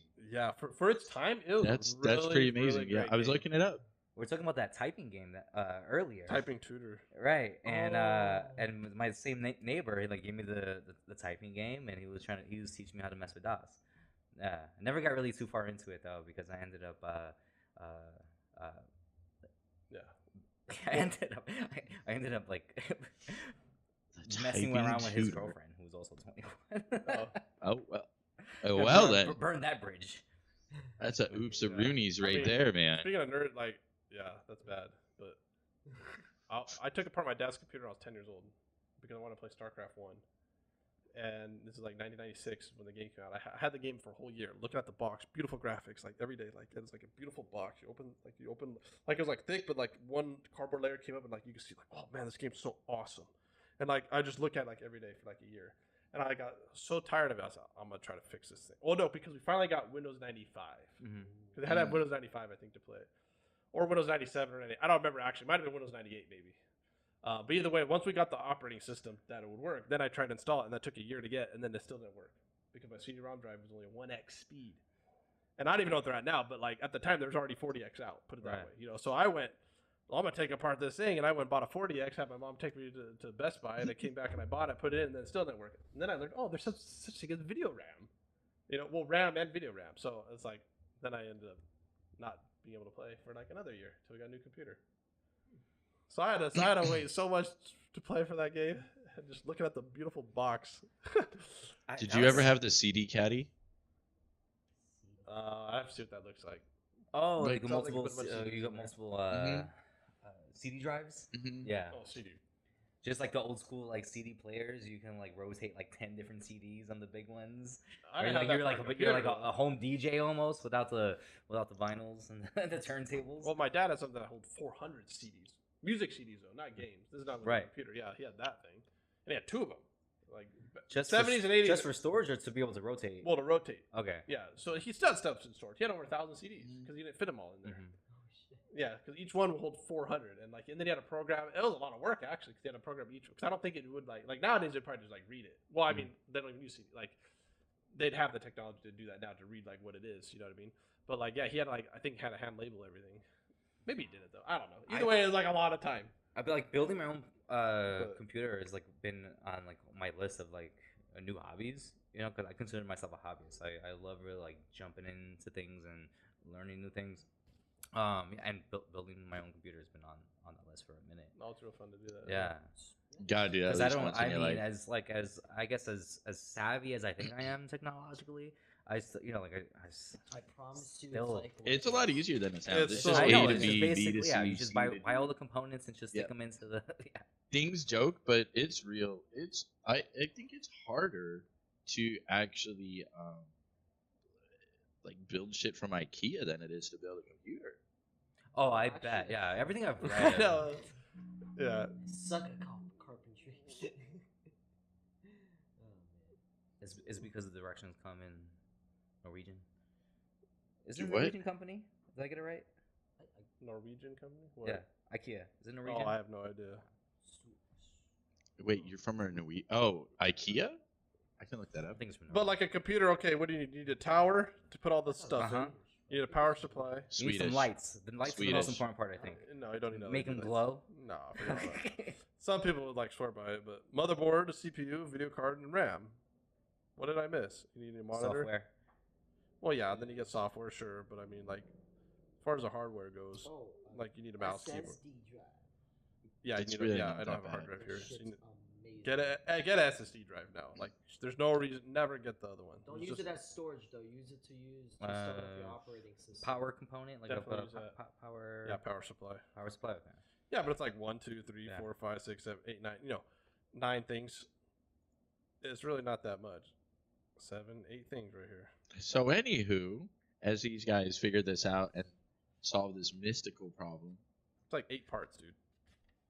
I'm with it. Okay, you two. When was the first time you two built your computers? Like your first computers? Well, the first one I built was when I was 17, because I finally got a job, and once I got $800, I went and bought a computer. Well, I bought all the parts for a computer. It was about $850 build. It's not bad.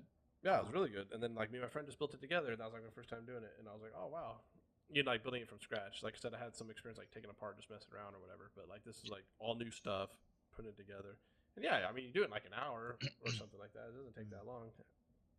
It is really fun though. You can just see, and plus there's so much colorful one like graphics cards and like motherboards. Like you could just put your own like creative boost on it. That's what I love about building a desktop. It's just you build with your personal creativity, and it's more or less like when I built my first computer, it was a water cooled desktop. Like the motherboard was water cooled, the RAM modules was water cooled, Wow. and the CPU and the graphics card. And I was able to overclock, which is another fun thing to do when it comes to building your own personalized computer and experience. Oh my gosh. Overclocking, and it's so fun because you're playing around with all these settings, and you have a safety boot that like prevents you from breaking your power supply, and it's like that. And get the Asus motherboards; they're really Oh, I good love with Asus. with the BIOS, the best thing. What's overclocking? Overclocking is when like for example, if a preset GPU or CPU is set at a specific frequency, such as like an i7, like it's well known that the processor will run at least 4.7 gigahertz or more, and they're highly reliable with the 4 to 8 cores. And basically, the gigahertz would just you're able to amp it up by adding more voltage to like the little tiny pins on the bottom of the CPU to make it run more quicker, more efficient. And but of course, it's going to heat up your CPU and damage it as well. It's not going to last as long. The CPU will just like instead of a 5-year, it's going to last for a year or 2. So it's fun in the sense of like you're testing how far you can take this machine that you just built, Precisely. without breaking it. He Yeah. liquid cooled Yes. everything. Yes. So he's like control because like, absolutely. like it's like if you're gunning everyone in your car, but if you're able to like cool down the engine, Right. he's like keeping everything cool so he can run at that high power. Like that's super sick.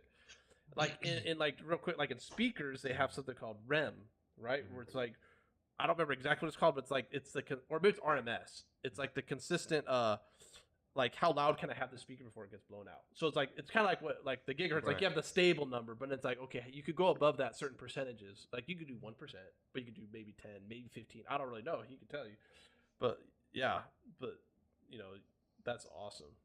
Yeah, that sounds cool. What about the first That time sounds putting the liquid cool. CPU? Okay, think back your first time putting that CPU on the main board, and then you got to put the fan on it, and you're so nervous. Did you do it right? Did you do it wrong? Because once that bitch is covered, it's You sealed. don't There's wanna no mess that takesy up, backsies. There is no takesy backsies. Yeah, doing like that cement seal or whatever it is. Mhm. Oh, the thermal paste. Yep. Ooh, I hate that stuff. They have a nice Yeah. the metal one. There's a new one that's made from a graphite metal. Yeah. So you just like stick it on there. And, yeah. there's some new But you things. could take it off though. You don't want to though. You better do it right away. I forgot who. I this, think one time I might have had to adjust it. I don't remember though. There's this YouTube channel I used to follow maybe a few years ago. He spent like years working at GameStop and Oh, Linus. It- Linus Tech Tips.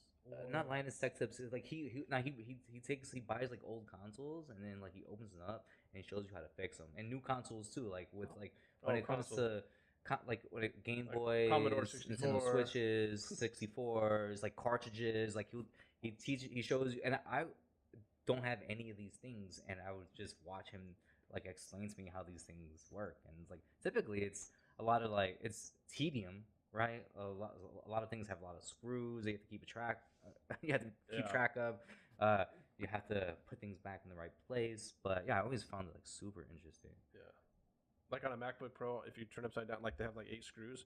Now they might have, like at least the one I had, like you have to, like the corner ones are different, even though they almost look like visually they almost look exactly the same. Like you have to like get really close to tell. But it's like, so when you put them out, you have to put them like on a piece of paper that like you don't want every Right. screw specific is what I'm getting Right. at. Yeah, so you have to like put it on the paper and like it's all nice. You have to have like a nice space and like you pull off that. And then I was like just changing out a speaker. It's like, oh, you got to take out like all this other stuff just to get to the speaker. I'm like, what? Yeah. Because like everything's like layered, like you know, if we're doing like Photoshop, you got like 100. Imagine having like 100 layers, and it's like, okay, which layer, you know? And then like, but knowing me, like after I did it that way, the second time I did it, I figured out a shortcut. You know, sometimes you could like manipulate things a little bit, but it's risky because like you mess up, then you could break something. Right. There's one where like if you could break your wireless LAN cable. Mm-hmm. You know, you don't want to break that, and then you can't do wireless because there's no LAN port, or Right. there's no whatever Ethernet port. So Nobody mentioned Atari. I think that's the only one you guys missed off no, that I list. didn't played miss it. Atari We before, had yeah. Atari. Yeah. My mom gave it away, so I don't really remember playing My it. aunt had Atari, and I would just spend maybe Sad. you know, a couple of weeks out of the year maybe with her sometimes. Ooh, what was your first console? It was Sega for me. Mine's a Nintendo. I call it regular Nintendo. That's what we always call it at our house. Because then Super Nintendo came out, so it's like regular Nintendo. And then Game Boy. Game Maybe Boy Super Color. Nintendo. I don't know what trend came from Game Boy or Super Nintendo, but I definitely had Game Boy. It was Road Runner. Sega Game Boy for me. You didn't have regular Nintendo? No, I did. That's the first thing I had. Oh, yeah. Hey, Joe. Yeah, we called it regular Nintendo. Is that what you called it too? Yeah. Yeah. Some The people regular call it Nintendo, but it's like, Nintendo. no, it's not Super Nintendo. It's regular Nintendo. It's just the straight up Nintendo. Yeah, it's Yeah. the regular We call it basic. regular Nintendo. The 2-button A or B, that's Nintendo it. and Super Nintendo, Nintendo 64. Yeah. You damn right. GameCube. Yeah, I didn't have an N64 Wii. though. My cousins did. Did you guys ever play on the Commodore 64? Mm-mm. No, my uncle had one. He left it at our house like when I was an adult. He's like, I'm gonna sell this thing. He's like, just hold it for me. So he sold it. So the Commodore 64s had direct connection to other computers. If you left your Commodore 64 on and plugged it into a phone, you could basically set up like a message board. And so my father, for whatever dumb reason, decided to leave a Commodore 64 with the internet hooked up and then showed me how to connect to this other guy's computer, and we would play Risk. I kid you not, it would take a month or two for 8 people. And so once a day, you would call, I kid you not, you would call this computer, and then it would, it was all there's browser, and then there's, god damn, this shit was terrible. Did it like sound like a fax machine every time someone made a move? You had to type in what you were gonna do, and then it would make a math calculation, and then use that calculation to tell whether you won or lost that attack. And then you could keep attacking or whatever. You could complete your whole turn. But your whole turn sometimes would take a goddamn hour. It was ridiculous. And then the next guy would have to call into this computer and do the same thing and so sometimes you would call in and be like, fuck, it's not my turn. Just disconnect. Right, and then you get your update, right? Like if No, there was no updates. no, what I mean by the update is like was the computer's always live, sort of thing. Like you're logging into it, then it's like, okay, now well, the here's where you're at computer's now. always live, yeah. And then Because, it's like, oh, you got attacked, you got this or whatever. right, because the computer was literally set up just Oh, to so run it's this always game. on the internet. No. It was always able to receive calls. There wasn't the internet didn't. Oh, it Yeah, wasn't like a the live Commodore feed, yeah. 64 and the internet, that was a weird. It wasn't really there yet, but you could call another computer and make like a 4K, not even 56K, like a 5K connection, and like just type to it. Yeah, that's all it And was. if you can hear stories of the older guys, like my dad, like, oh yeah, they're gonna give us 4 megabyte of RAM. We never need any more than that. It's like insane amount of RAM. Mhm. And it's like, dude, yeah. To like one Christmas, I think I was like 15 or 16, and like this is like I think it was right before the iPods became popular. There's like MP3 players are starting to blow up, so there was like this Sony 1 gigabyte MP3 player, and it was like $79. And I said, Mom, I was like, it's Sony, it's 1 gigabyte, it's at this store. I'm like, it's walking distance from our apartment, Mom. Oh, Get me this MP3 player. She goes, I got you. Fucking really? Wow. come Christmas, she gets me this 64 Megabyte. No. Dude, like fucking off-brand whatever, and she paid $120 for it from like some jewelry store like a block away from.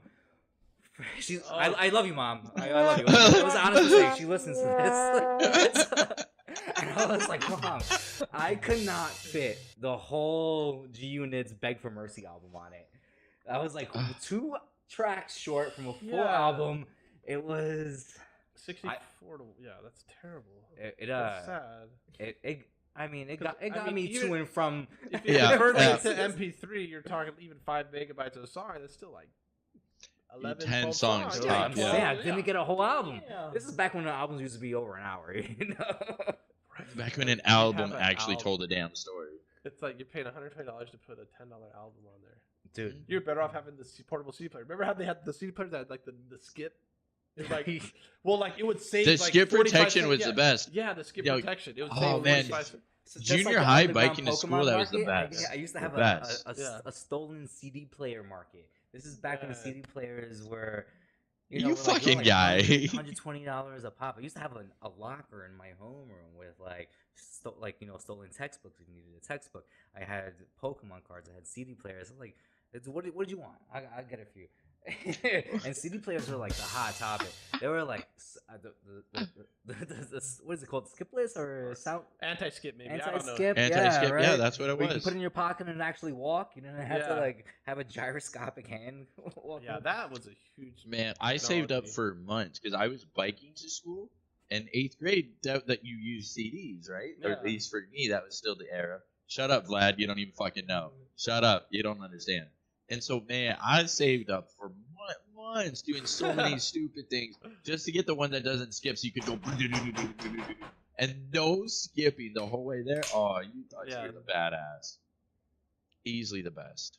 I'll tell you a story about like I was convincing my mom. I was like 10 years old. I was this game called Chrono Trigger on the Super Nintendo. Okay, yeah. And I was like, remember Mom, that you one. have to buy me this game. And she said, well, it's $70. I was like, look, this is my Christmas present. Okay, well, it's my birthday. This was shopping for my birthday. Cashing in, I was right? like, this is my birthday present, and my birthday's September, so I'm like, all right, I'm gonna cash in on Christmas too. I don't want no clothes. I don't want nothing. Just give me this game. That's all I want. That's all I want. And I just like was like begging her basically to get it, and then she ended up buying it for me. But I had to beg her. Like she was like not about to get it to me. But luckily I was right there, so she got the right game. Cause she's like, oh, game's a game. Maybe. Dude, that's You know? crazy that they were $70 back then too. They just jumped up from $60 to $70 recently. Like which Yeah, like the this like, would have been modern in day PlayStation 1996. Right. Like and $70 was crazy. A amount lot of back money. then. That's what my mom was like, kind of like Yeah. she didn't want to really buy it. I was like, yeah, she didn't want to buy it. Really. It's. I mean, you spend so much time on it. It's. I guess it's worth the Yeah. price point, right? I mean, I did the whole puppy eyes, everything, every trick in the book. I did it. You know what I mean? Except for Ex- stealing the except- wallet. Well, except for Except stealing. for though. stealing I was the still wallet. integrity, Well, yeah. that's I the didn't only steal trick you this- did. I didn't steal nothing. And I also did it like I also didn't be like, oh, I'm gonna do dishes for a month or something like that. You know, I didn't try to like. I just said, look, I just assumed I get a Christmas present. And I think I knew that the whole Santa issue. So I was like, yeah, The whole Santa. yeah, I just need this one game. Santa doesn't need to bring me nothing. I just need this one game. The origins of my thievery should be, I'm gonna save it for a later date. I mean, I don't. I had a deep internal battle about the morals of it, right? And Yeah. it only lasted a short amount of time. Get it out of your system while you're young, though, right? Yeah. I mean, I feel like if you do all that shitty stuff younger, usually you don't want to do it when you're older? Question mark. Bro, Not only steal from corporations. Yeah, only you corporations. Only you corporations that are all owned by the same people. Yeah. Yeah, I'm sharing Netflix accounts or passwords. Hell yeah, you gotta share them. I share a lot of them. It's okay. We don't talk about that though. Dude, Nobody heard nothing. Did you guys ever play RuneScape? not really, no. I heard of it, but I didn't play it. Wait, did you play got into RuneScape? I used to play RuneScape. I used to play like hours a day for a long time, and that's why and that's why I don't want to play Skyrim, because I know I'm gonna love it so much, and I will put 30-40 hours in 1 week on it if I were to have that game. Oh, you'd It's be like great to play that's why, EverQuest it's with. the same reason why I don't do meth, right? Because I know I'm gonna enjoy it and want more of it, and I don't think it'll be good for me. Yeah, some things you never want to do. That's Right. true. Damn. You were so close. You could have played EverQuest, but you just didn't have a PC for it. Oh, I know. I would have played EverQuest if I got into it. I just got into other Oh, games. I'll just say it. Screw it. The rich kid played EverQuest. The poor kids played RuneScape. Okay. I Yeah, didn't because play RuneScape. RuneScape was free. Well, RuneScape was free and it was browser play. Yeah. Yeah, where EverQuest was a monthly subscription and you had to continuously buy a new expansion pack every 6 months. So not only were you paying $10 a month, but then you were paying another $40 for the expansion Oh, pack the every 6 months. the geekiest. Yeah, I would have went for that. The geekiest game that I I ever would have played been mad. was so when I was 14. That's when like I guess like personal computers started to become really affordable, and that's when my household got one. Right? Oh, I had both parents, my mom and my stepfather were working, so we're doing pretty decently well at the time. And so I started playing like all the Yahoo games, and I got so good at Yahoo Pool, where like I ended up joining a league in Yahoo Pool. I remember that game though. Dude, it Yeah. was, and then so like it's like I joined the league within the first 2 days. I want to say like 45, 50 people in my league, I became top 3 players in Yahoo Pool, and within that league anyway. I beat you in that tournament. No, I'm kidding. I wish. So- Oh, sorry, go ahead. And it was like how I, and it's also how it was weird. It's how I developed my social skills, because I would play like these randos online and like ASL, like age, sex, location. Oh And yeah. so we get into like these like conversations, and and then I was like, sometimes I want to pretend to be other people. I kind of catfishing people, right? So I would pretend like I was like going. I was like 17, 16. I would pretend like I was in college, right, getting my master's in psychology to become a sex therapist, and I got all these people to admit like these weird things to me online. I was just like, it was really Interesting time of the internet. jumping into like the human mind. Right, I got to learn a lot about people just by like being anonymous on there. I was in AOL chat rooms at 10 years old in 1996. And ASL. I'm trying to think what I put for my location, but it was 10M. 10-year-old male, bro. You actually told your real age? Well, no, I mean, Oh, this you time, didn't know? Yeah. I didn't Yeah, tell fuck all yeah, I the time, did. bro. I did the real name and I lied. I was I a don't really like fucking too much. troll, bro. I used to make people upset online. I used to like. Well, you were already old enough. See, I was 10. I was actually 10, so I'm like innocent. Like I'm not like trying to like fool nobody. At 10 years old, I wasn't doing that kind of stuff. Maybe if I was 14, yeah, I would have been more of a troll. Oh yeah. But like AOL chat rooms were like already not even a thing at that point. Right. That's amazing. Or maybe they still were there, but I don't know. I like definitely did not go on them. I was definitely rather just playing games. But I just wondered, did I put CA? Like thinking I was so cool, like CA from California. Damn, Was I it got a Carlos really, Canada? really good one. You guys want a good story time? Yes, and zoom in on your face. Yes. What are you talking about? Nothing, So hold on. Take another bite. Take another bite to eat. Take another No. bite to eat. Oh, you've been zooming on Come him? on, take a fucking yeah. Every time he takes a bite. Hey, let me. No. Come on, take a bite to eat. No. You can No, Take a fucking zoom bite, in bud. on- That's for the private after the party. Like you gotta like. Do. Anyway, Story time. Holy shit, That was Vlad! weird. Stop attacking that hot pocket like he that. ate it in one bite. We used to like actually That's joke. We're like, disgusting, bro. this is what I like. What the fuck? This is I'm like out of my guy list. stuff where it's like, hey, bro, can you eat that in 2 bites? All I right, bet all you right, can. all right. Yeah. All right, that's- fun that's- story. that's a two- that's One two- bite. Okay, hilarious story. Hilarious. Family, if you're watching, yo, tell my mother this shit's fun. It's super funny. Maybe not. So I was 16 playing this game, EverQuest. I have been playing since 1999. So let's not do the math on it. But I was 16, a guild leader, played a shit ton. Like, there's a lot and a lot. And so, I don't know what got into me, but I didn't even ask my mom because, I don't know, it's just normal for us to have sleepovers or people over for the weekend or whatever. I did it all the time. Yo, I literally had this buddy from Ohio come out for the weekend, and we never told my mom that we flew his ass out from Ohio. We just met from the internet, and he stayed over all weekend to the point my mom's like, yo, who the fuck is this kid? Like, what? I keep hearing you guys talk about all these, and this is not what you're talking about all your other, like, what do you? And we never told her. Never told her. The lingo on the- was too specialized. Right, The and on jargon. the scarier note, and I look back now and I wouldn't have done it. We also invited over this other guy who's like, I don't know, like mid-20s, so maybe young 30s. But because we all played the video game together, we had this guy bring over his computer. He played video games with us, and then went home. And never touched my pee-pee, which is, thank God. I know that's good, like, because the internet, we would do sketchy stuff like that. Like, I sent out my address to, like, someone that I thought was 10, a little 11-year-old girl, and I was 10. Oh. I was like, yeah. Oh, we. And she I sent a don't know, picture, we I sent a just- picture, and I think she was from, like, Whoops, East Coast. sorry. Yeah, you never really think about that shit. But, I mean, though. I was Like, literally I don't 10. know, Like, we were the just, internet but wasn't, like, too, like, it is it wasn't. now. Yeah. It was different. Holy It was shit! different. Somebody I met different. playing Yahoo Pool, Different. Darcy, right? Still my online friend till this day. That's cool. 14 years old. So we've never met, and every once in a while we check in on each other. Yeah, that's really cool. Yeah. Yeah. I would still, if I had the information, I still would talk to them. Some of those people that I met. Did you ICQ? No, thank you. Um, I still remember my number 17223392.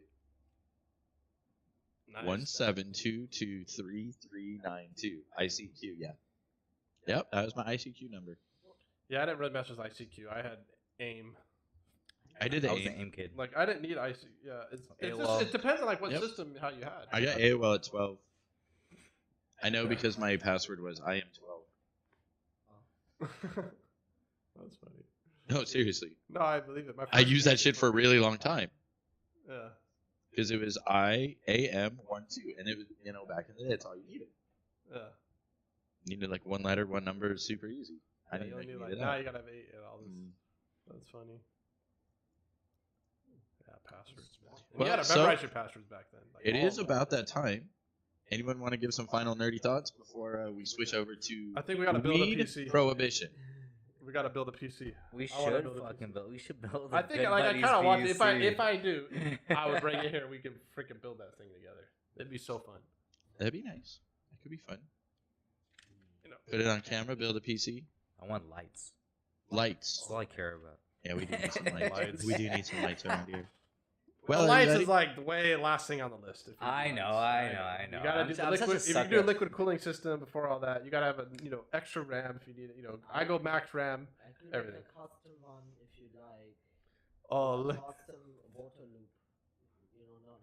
Not the Corsair Hey guys. pre-made water cooler. No, we're gonna build a custom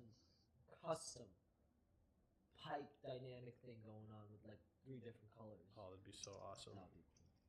A giant fucking radiator. I love it. That's crazy that they even cool down RAM now. Yeah. With a little bracket. Well, before these nerds keep on going, that's the DTLV Good Buddies. So we're gonna take 2 minutes. We're just gonna mute the microphones. I'll let you guys watch all the BS in the background, and we'll be back on in literally 2 minutes, everybody, to talk about weed. So that's Scott. That's Vlad. That's Will.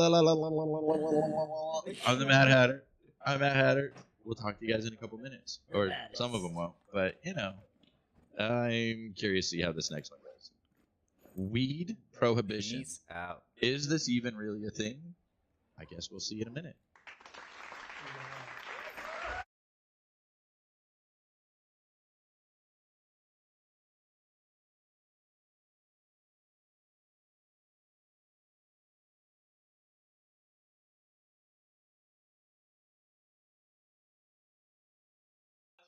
What up, everybody? It's just me for a second. I mean, why not, right? Why not? Why not? Hi, everybody. Hi. Yo, well, you're all here, though. Well, you're all... Oh, man. I'm way over there. Fuck. Let me move over. Let me center myself out. Whee! There we go. Hi, everybody. Hi. Can you guys still hear them in the background? Oh, my gosh. Yo, how are you? Sup, Jackie Chan?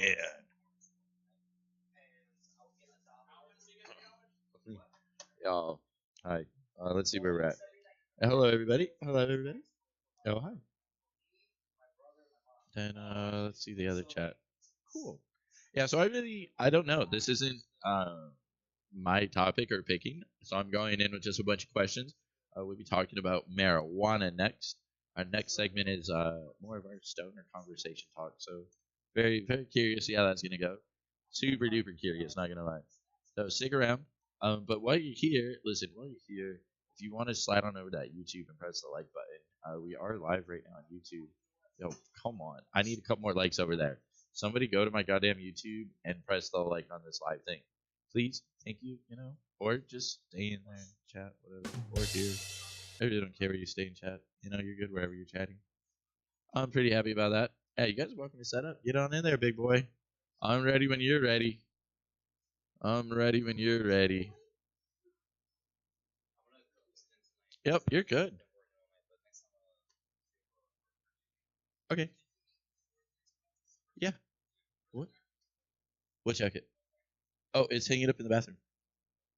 Yeah, yeah, yeah. That shit's hanging up. Yeah, yeah. I know. It was beautiful there, right? You're like, oh, I need a hanger. I was like, oh, look at this. I just happen to have just one. Look at me. But yeah, yo, thank you, Letter Fan. Yo, thank you, Letter Fan. It's like that's what's up. Letter Fan did it. Everybody needs to be like a Letter Fan. Everybody be more like Letter Fan. Just press that goddamn like button everywhere. Smash. What? How do the kids say it? Get over there and smash the goddamn likes. Yeah, something like that. I don't know. Oh, do not know. Yeah, you got 2 minutes. What do you mean? Why wouldn't you have 2 minutes? Yeah, don't fall in, right? Just don't fall in. I don't know. Ice cream truck. Beep beep. Who wants ice cream? Beep beep. Beep beep. All right, all right, all right, all right. Jesus Christ. Jesus criminy. Okay, well, look, it's just me. Yo, I got a whole damn place. Hey. Oh, look at that shit. It's just me. Took over the whole thing. It's about goddamn time. All right. Well, so let's take off. Will's not on the next one. Vlad, you're on the next one, right? Yeah. Yeah.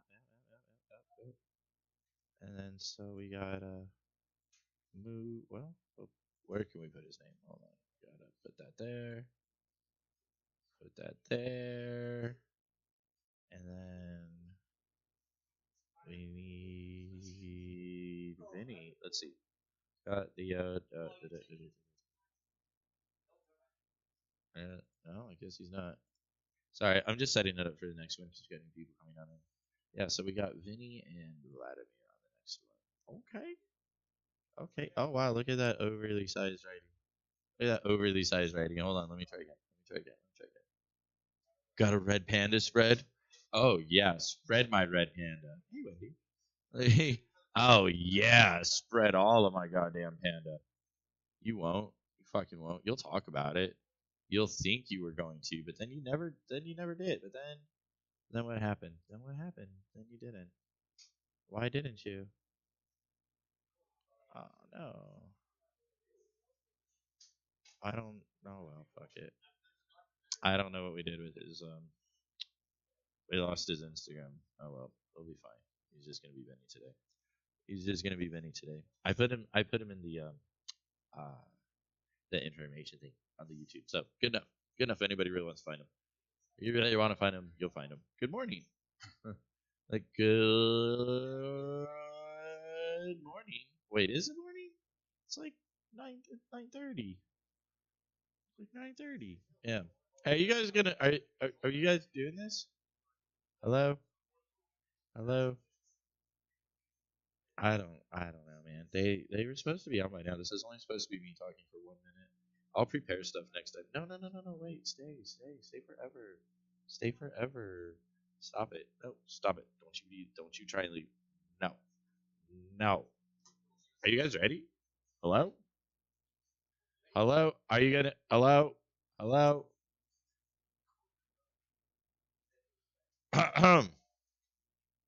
So I'm not the only one rattling here. It's like I'm out of content. You two are amazing. Thank you so much. Hasta luego. Hasta luego.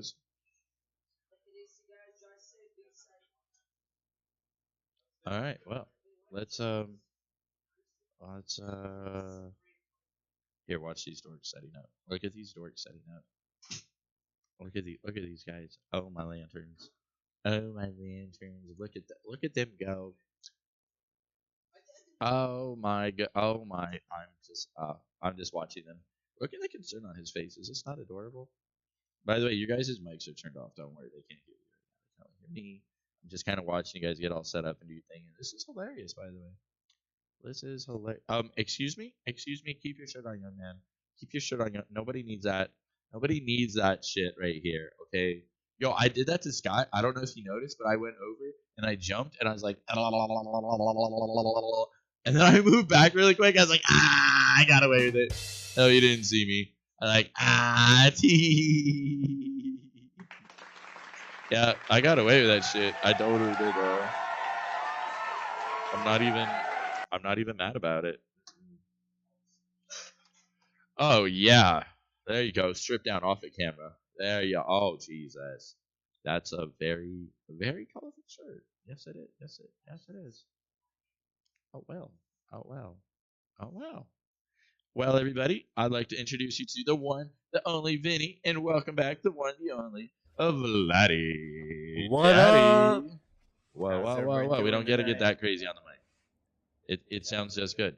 So, Vinny, would you like to introduce what the hell is about to be talking about here? Because I don't know nothing about this. All right, following up the nerdy shit conversation that you guys were having a little bit earlier, I figured we'd go along the nerd shit type thing. Are we falling down the nerd pattern too? Yeah, we're gonna go down the nerd pattern too, and kind of do like a little history lesson on the prohibition of cannabis. Is this a thing? Oh yeah.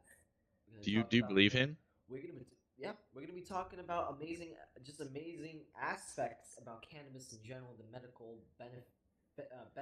benefits what comes along with some of these products that were marketed. So yeah, gonorrhea. Wait, what? Gonorrhea. Yeah.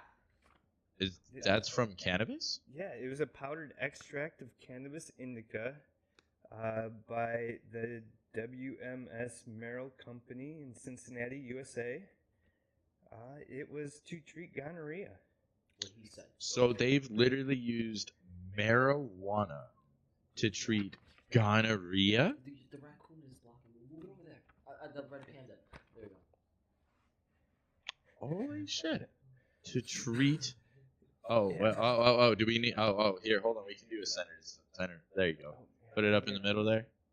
Oh, that's cool. Look at that, guys. Unbelievable. Okay, so now how did this work? So, like, Don't look at me. I'm this, just holding. I'm not sure how this treatment worked, but they were working off of the antimicrobial properties or antibacterial properties of cannabis to try and help reduce the effects of STDs. And so you just wipe it on your genitals? Yeah. I mean, this says it's a powdered extract. Maybe you mix it in Oh. with like a little bit of essential oils or some water or something to make a paste, and you like A little bit of salt and pepper. Okay, I like it. You know. maybe it's a little garnish on the hot dog or something. I don't know. Little garnish on the hot dog? You're not even real life right now. Paprika. You're not even fucking real life right now. But yeah, so you know, you got to go back like 100 years or so before the prohibition of cannabis started, and cannabis was actually an ingredient in many different types of medications for. Wait. Hold on. We'll put. So what are we showing up here? What are these? So this one is a fluid extract of cannabis that was used as a sedative. This ivy leaf cures corns for if you got like corns on your feet, I believe. So Bunions. this cured corns on the feet? And it was also useful topical for external psoriasis, eczema. And these all bunions, worked and they're corns. marijuana based. Yeah, they're marijuana. I mean, we can't really know exactly how effective they were because they, when they made cannabis illegal, they banned all research on its uses. Oh. Okay, so I heard you talking about that earlier. What did you mean? So we weren't even able to look it up? Isn't that like freedom of speech? What happened there? So, 100 years ago, cannabis was used in medicines, and everyone knew and loved their cannabis products. Around the 1930s, 1920s, so especially after the revolution of 1910 down in Mexico, Okay. and there was a bunch of Mexican immigrants coming to America. Around that time, that's when a bunch of organizations that had political and economical interests to keep the hemp production out of play, pharmaceutical for the medicines. So did pharmaceutical company try and keep them out, push them out? So Big Pharma said, I don't want to do this? Big Pharma, timber industry didn't want people using hemp fibers to make paper, even though Thomas Jefferson wrote several rough drafts of the Declaration of Independence on hemp paper. Wait, really? Yeah, he did. He also has a quote where he says that some of his finest hours were spent on his back Verona smoking hemp and seeing as far as his eye could see. Yeah, so That's beautiful. I did not know that. actual quote. So he was a stoner. He was a nerdy you used stoner. to be able to pay your taxes in hemp. Oh. With hemp. Oh. Did you know that? Well, George Washington that's money. grew hemp at Mount Vernon, Literally. I believe. Yeah, he grew hemp. I believe it was at Mount Vernon. Yeah, fact check it real quick for me. But yeah, so timber industry didn't want to. Anybody who has hemp clothing knows that hemp fibers are way more durable than cotton fibers. So the cotton industry didn't want hemp clothing around. So yeah, and then, Yep, you were right. Same George thing with- Washington grew hemp in Mount Vernon. Thomas Jefferson grew hemp on his Virginia plantation. And James Madison also grew hemp on his Virginia plantation. And then Franklin D. Roosevelt launched hemp for victory during World War II. There was a campaign to encourage farmers to grow hemp for use in the war effort. Hemp was needed for the production of rope, canvas, and other materials. So with all of the industrial Oh. and medicinal uses of cannabis, both hemp and the cannabis that gets you high, all these industries teamed up together because they couldn't produce a better product than the hemp, so they made hemp illegal so that way they didn't have to compete with it. It's kind of like when Pepsi bought Taco Bell, Pizza Hut, KFC. That's why we see all the combination places all around. Oh yeah. Pepsi bought these fast food restaurants because they couldn't compete with Coca-Cola, so they bought the fast food restaurant to serve Pepsi in. So that's what these industries did. They couldn't make a better product than cannabis could, so they made cannabis illegal, and then they also made it so that way you couldn't research cannabis and prove them wrong. They said that there was no benefits to it whatsoever and made it illegal. Wow. And then they made it illegal to research it and find benefits. Like same thing with car manufacturers. There is a special hemp polymer that is so durable that if it gets impacted by any sort of thing, it is able to readjust itself with proper. You mean why Henry Ford made some of the initial Model A's with hemp panels? Perhaps I haven't read about that, but Or how he had I can see that. hemp ethanol as a fuel Oh. to run vehicles? even fuel guys, can you believe that? I Yeah. mean, but the plastic industry and the oil industry, they Metal. didn't want those alternative fuel sources around, so they made that illegal too. Oh man. Well, so Prohibition. I'm looking it up right now. That was a lot to read over. There was the Marijuana Tax Act of 1937 that imposed a tax on all the sale of cannabis, including the hemp, which made it wasn't possible for it to grow because the tax was just too high. So they didn't say it was illegal. They just said, we're going to tax you so much that you can't afford to grow it. And you had to bring the hemp to the government building to get the tax stamp for it, but it was illegal to transport without the stamp. So therefore, to get the stamp, you had to break the law, and then you were. So that's how they made it illegal. Yeah, they knew what the hell they were doing. Yeah. They knew what they were doing. Yeah. Then, 1970, they classified all forms of cannabis, including hemp, as a Schedule 1 drug. Had no idea. They just recently got rid of that in 2014. Benefits. That's what Schedule 1 means. No medical benefits whatsoever. Yep. Yeah, it wasn't until 2014 that was proved otherwise. Yep. And a lot of it was Israeli It's so researchers. recently, then. A lot of the research is done in Israel because America made it so that way you couldn't do any research whatsoever. But there is... So, a lot of these quack science extracts and tinctures and stuff... Let's start saying that. They're finding now that a lot of these benefits that they were treating stuff with actually holds true, but then some of the stuff is also just quack science. I mean, everything could be argued as quack science, I suppose. Is quack science a word? Quack? I think it's an old time saying. No Before your time. way. Yeah. I mean, I'm that gonna start usually saying that happens. now. Are you fucking kidding me? Yeah. Oh my god. Oh, look at that. So I had to just look up something random. The first medical marijuana clinic was opened in San Francisco, California in 1991. Oh. Wow. It was created only for individuals that had HIV or cancer. Huh. What a fun way to start getting in out there. Yeah, and part of that was because of the anti-nausea Do it. effects. Oh no. There we go. Already foul. Sorry. Yeah, it was open until 1998. It did 7 years. Not bad. Yeah, and a lot of the benefits were attributed to the anti-nausea effects of it to counteract the nausea from the chemotherapy and stuff from the cancer treatments and appetite stimulation, sedation, And you guys saw pain me relief. eat. I don't eat as much, and weed helps. I shit you not. Wait, But, weed helps? Yeah. But yeah, the going munchies.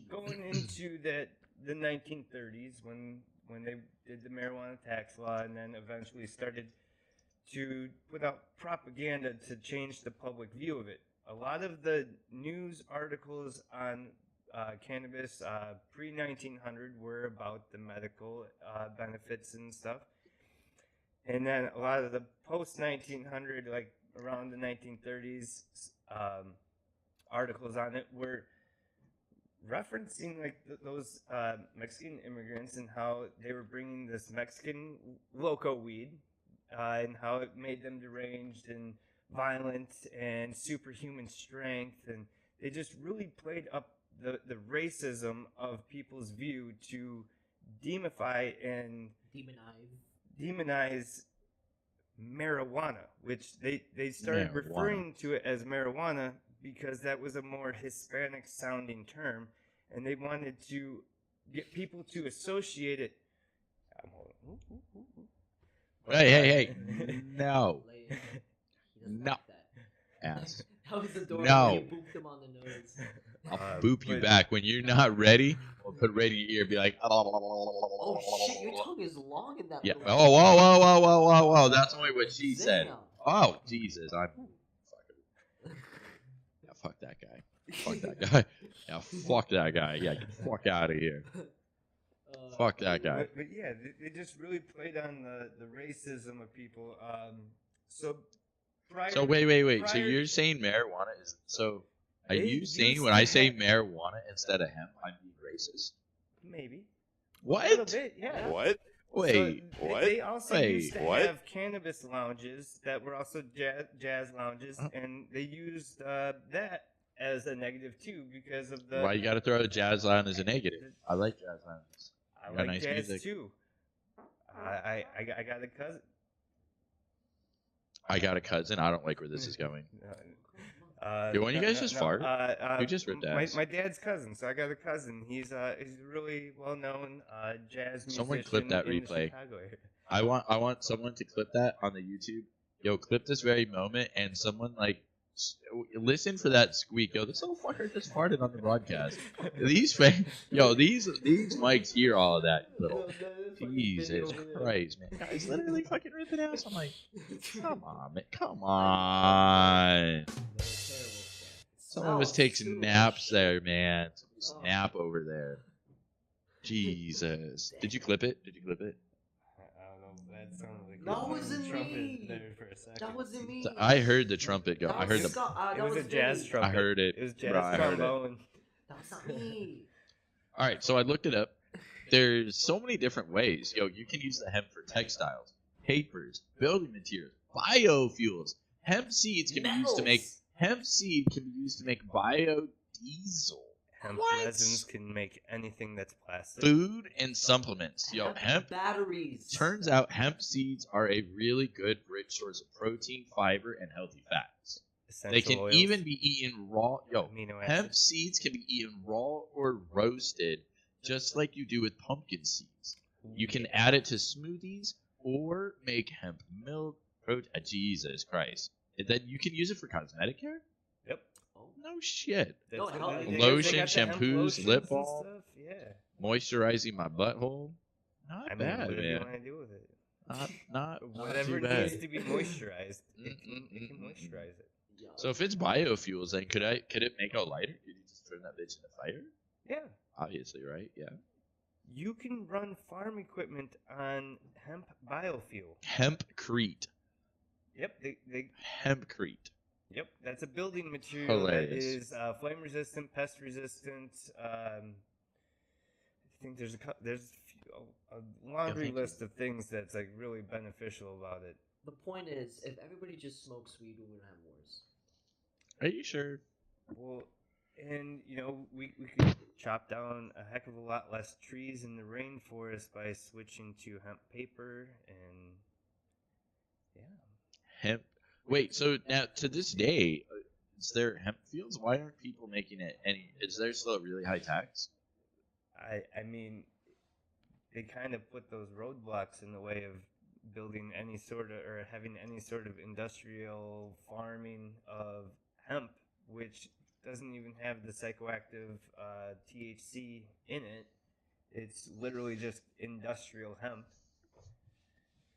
and so I don't know why we don't have fields, especially since what is it, photosynthesis, where the CO2 gets converted into breathable oxygen. Cannabis plants have one of the highest rates of that photosynthesis of the air we breathe. So if we had fields of industrial hemp benefiting all of these other industrial purposes for it, we'd also be having fields filtering and cleaning our air as well. That's true. And we could utilize it and create compost, I would say, right? Like compost to even allow other plants to grow. You know, I mean, there's so much factors that we could utilize this plant. It's just amazing. And of course, we're seeing it being demonized because people aren't making money. I think people are slowly waking up to the tactics that were used to create this era of prohibition, and I don't know the exact number of states that have legalized versus medicinalized, but I think we might be able to get a fact check on that here, maybe. On what? How many states have ended their state's prohibition on cannabis versus the national level? I think we're at, was it just above 50% of All the I states? can tell you is I was about to move to Texas for a job, and the reason I didn't move to Texas because it's legal. There's other reasons too, but like, yeah. I don't know. I can't find it. Looks like a lot though. I can't find that one though. That's a bummer. Yeah, I think it's like 30 something. Well, CBD is legal in 47 out of 50 states, so there you go. Oh my god, CBD. Oh. But yeah, like I feel like that we in our lifetime will see the federal end to the prohibition of cannabis. As it should. Just like our parents in their lifetime saw, or maybe our grandparents saw, the end of prohibition of alcohol. That's smart. Did you guys hear that? Wait, what? Same thing with You gas know, and lithium. our grandparents, great grandparents. I'm bad at math when I'm high, but they saw the end of the alcohol prohibition, and then soon after the end of the alcohol prohibition, they started the cannabis prohibition, and it's definitely lasting a heck of a lot longer. But I think in our lifetimes we will see the end of that. Good. I mean, or it can get reversed really quick. I mean, look at Roe vs. Wade. Just because it's going in the right direction, it just takes a couple old people to decide that, you know what, they're gonna be like, nah. These hipsters are too happy. Yeah. Well, Yeah, these hipsters getting too damn crazy, getting all willy nilly in their pot, smoking them silly gooses. Well, Mhm. maybe we should touch base a little bit on reasons why we should maybe consider the end of prohibition on cannabis, and maybe touch base on like K2 and spice and Delta 8. and yeah, the synthetic alternatives and just Can we talk about how bullshit it is that they're selling Delta 8 on downtown Fremont Experience? yeah. So And- the oh, prohibition of cannabis, Pisses me this off. all natural organic plant that has all these medicinal benefits and all these industrial benefits. With that being outlawed, it has pushed people to the underground market or alternative legal options, such as that K2 spice, the sprays that you can spray on, the stuff that's sold as potpourri, but it gives you a synthetic high. And Well, these kids that are having these adverse reactions to these chemicals And that then they demonize weed. that even have though yeah. it's not okay, even but weed's what is fault. wrong with complete? Okay, so I feel like the thing is that the laws aren't strict enough. So you either got to allow it or you really got to tighten up. And so what I mean by that, and I had to look it up, the United Arab Emirates, they have some of the strictest goddamn laws in the world about this stuff. Which, by the way, is amazing because then they have no drug. Like their drug use is about down to none. I mean, none. It's wild, but the punishment is so damn heavy. It's not even worth. It's not even worth fucking with. It's not. It's not. And so, if you get a whole society on that and educated enough to not need the crutch, not need the drug, not need to spend all this free time at home getting high and playing video games. I heard them dorks playing all the video games. And yeah, I'm the same way. And to be fair, had I stayed sober the whole time, man, it'd been a lot harder to stay. Well, that's not true. I played video games sober for a long time, but yeah, man, I feel like if the thing is that I definitely didn't even start smoking marijuana until I was 25, and even at 25, I just dabbled. I wouldn't say I did it very hard. I didn't even know what I was missing out on, right? Because I didn't try it. And the thing is, I'd have been just fine without it. They even say your brain develops better without that shit. Your brain is like changed forever once you do it, especially as a child. You start smoking as a little human being, damn, But you're stoned for life.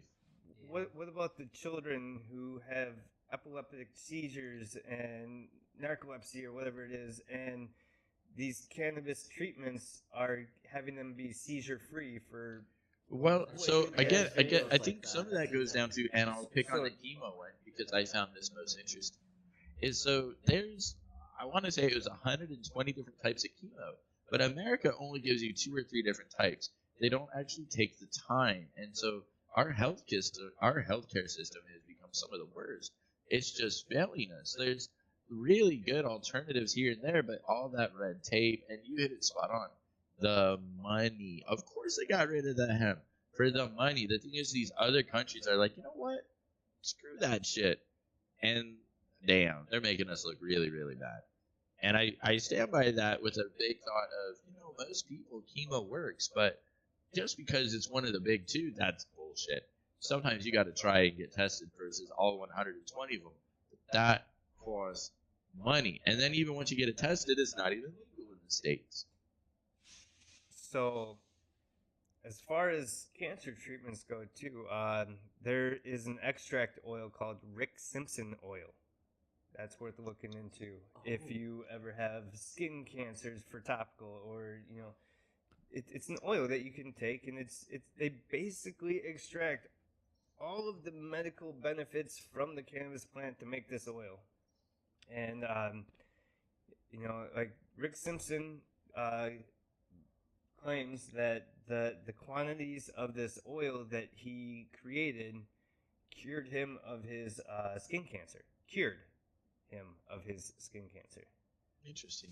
And they arrested him for claiming that it cured his skin cancer, even though there was no evidence of skin cancer on him. Yeah, I'm reading it. I mean, this guy definitely seems to have a lot of benefits, and it is pretty much like you described. It's just all, I don't know, they call it RSO versus CBD oil, I guess, right? The RSO Rick is Simpson oil. Yep. Interesting shit, man. Interesting. So yeah, it'd be cool to get society to the point where they don't need intoxicating crutches to get through life. But if this is a wholesome, organic, all natural cure-all, like something that hey, I'm feeling a little wonky today, I'm going to take a little bit of my Rick Simpson oil today. No, Rick Simpson oil. Jesus, I couldn't imagine saying somebody's name like that. Like, oh my god. Maybe he's Homer J. Simpson's cousin or something. I don't know. I feel like I'm getting Rickrolled here, bud. I feel like I'm getting Rickrolled here. I'm just saying it. I'm just, I'm gonna let you. Yeah. Bring you up. I mean, I guess Rick Simpson could Rickroll you by saying they'll never let you down. Well, okay, so this is. I get where you're coming from. With a society without crutches would be ideal. But so how do we grow it as just hemp and not like? I mean, I guess cat's already out of the box here. America's already doomed to fuck. That's why we're not really number one anymore in anything except for having nukes. Yeah, we are number one in that side, Russian man. We got more nukes than you. La la la la la. See, now I lost my train of thought. Thanks. And we're live, and I lost my train of thought. Jesus Christ. Oh my God. Yeah. Jesus, you little. What did I do? I don't know. What didn't you do? Did Vinny's fart break the mic? Well, I mean, a good thing you didn't light it. If you had a lighter, you could have just, get a little light. Lighter and see. No. Okay, so back to it. Got my train of thought back. Got back to my train of thought. Yes. Okay, so how do you make just the hemp legal so that we can grow it, use it for all these awesome things like biodiesel? Sounds great. But then, how do we make sure no one starts smoking the dope? I mean, or can you smoke the dope as they're growing the hemp? Isn't that the same thing? I mean, first we'd probably put some sort of restrictions on political lobbying. Oh. That might help. In the eye. Oh. But we don't need to talk too much about Well, how do we start politically lobbying? I mean, are we going to go down there? Do we go down to Washington? How do you even become a lobbyist? Do you just grab somebody and be like, "Ron, I'm gonna throw money at you now"? Like, how do I get hurt by these? Yeah, you have to represent somebody with enough money to be thrown at a politician to sway, and then you have to have enough money to sway their opinion. Are you telling me that all of our elected officials are getting bribed? Yeah. I mean, why do you think we have a casino? Even though, why do you think there's a casino when we have a water problem? One of two things is almost for certain. Either they're getting bribed into their decisions or they're getting death threats to make their decisions. It's one of the two. I can see why most of them choose the money over the death threats. Yeah, I'm so stupid. I mean, I get the whole death threat thing. I don't, I guess. I mean, that just seems like I feel like there's better ways to get stuff done than abstaining someone. Yeah, that's stupid. That's stupid. I mean, what? Wait, what? Wait, what? Wait, what? I'm not repeating myself. Vladimir, do you want to tell a weed story? Yeah. Of course. Story time. Oh, wait.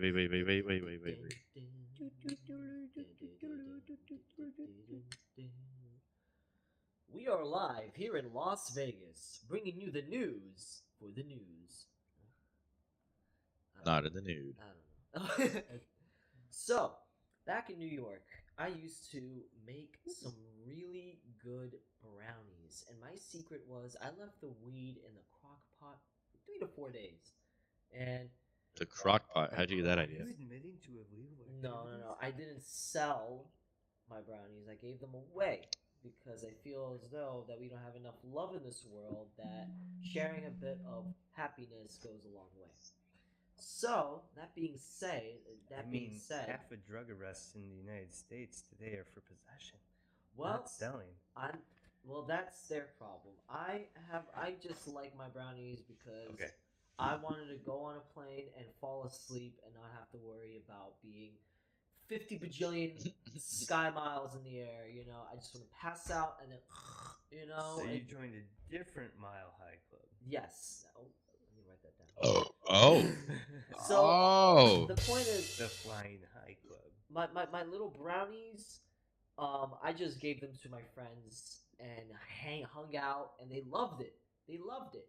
And people were like, "Yo, let me just give you money for this." I'm like, "No, I don't want that. I wanna actually hang out and like vibe with you, you know, and like here's some chocolate milk to go with that brownie that I made. Oh. You know, Ooh. just Brownie and the milk. yeah, it was so good. Like I got it down to the science. I think I said it like on a previous video, but I got like the buttering technique down to the science, utilizing the crock pot and like the stems and the weeds, and you just crush it, put it in the oven a little bit for 400, but not too long in the oven.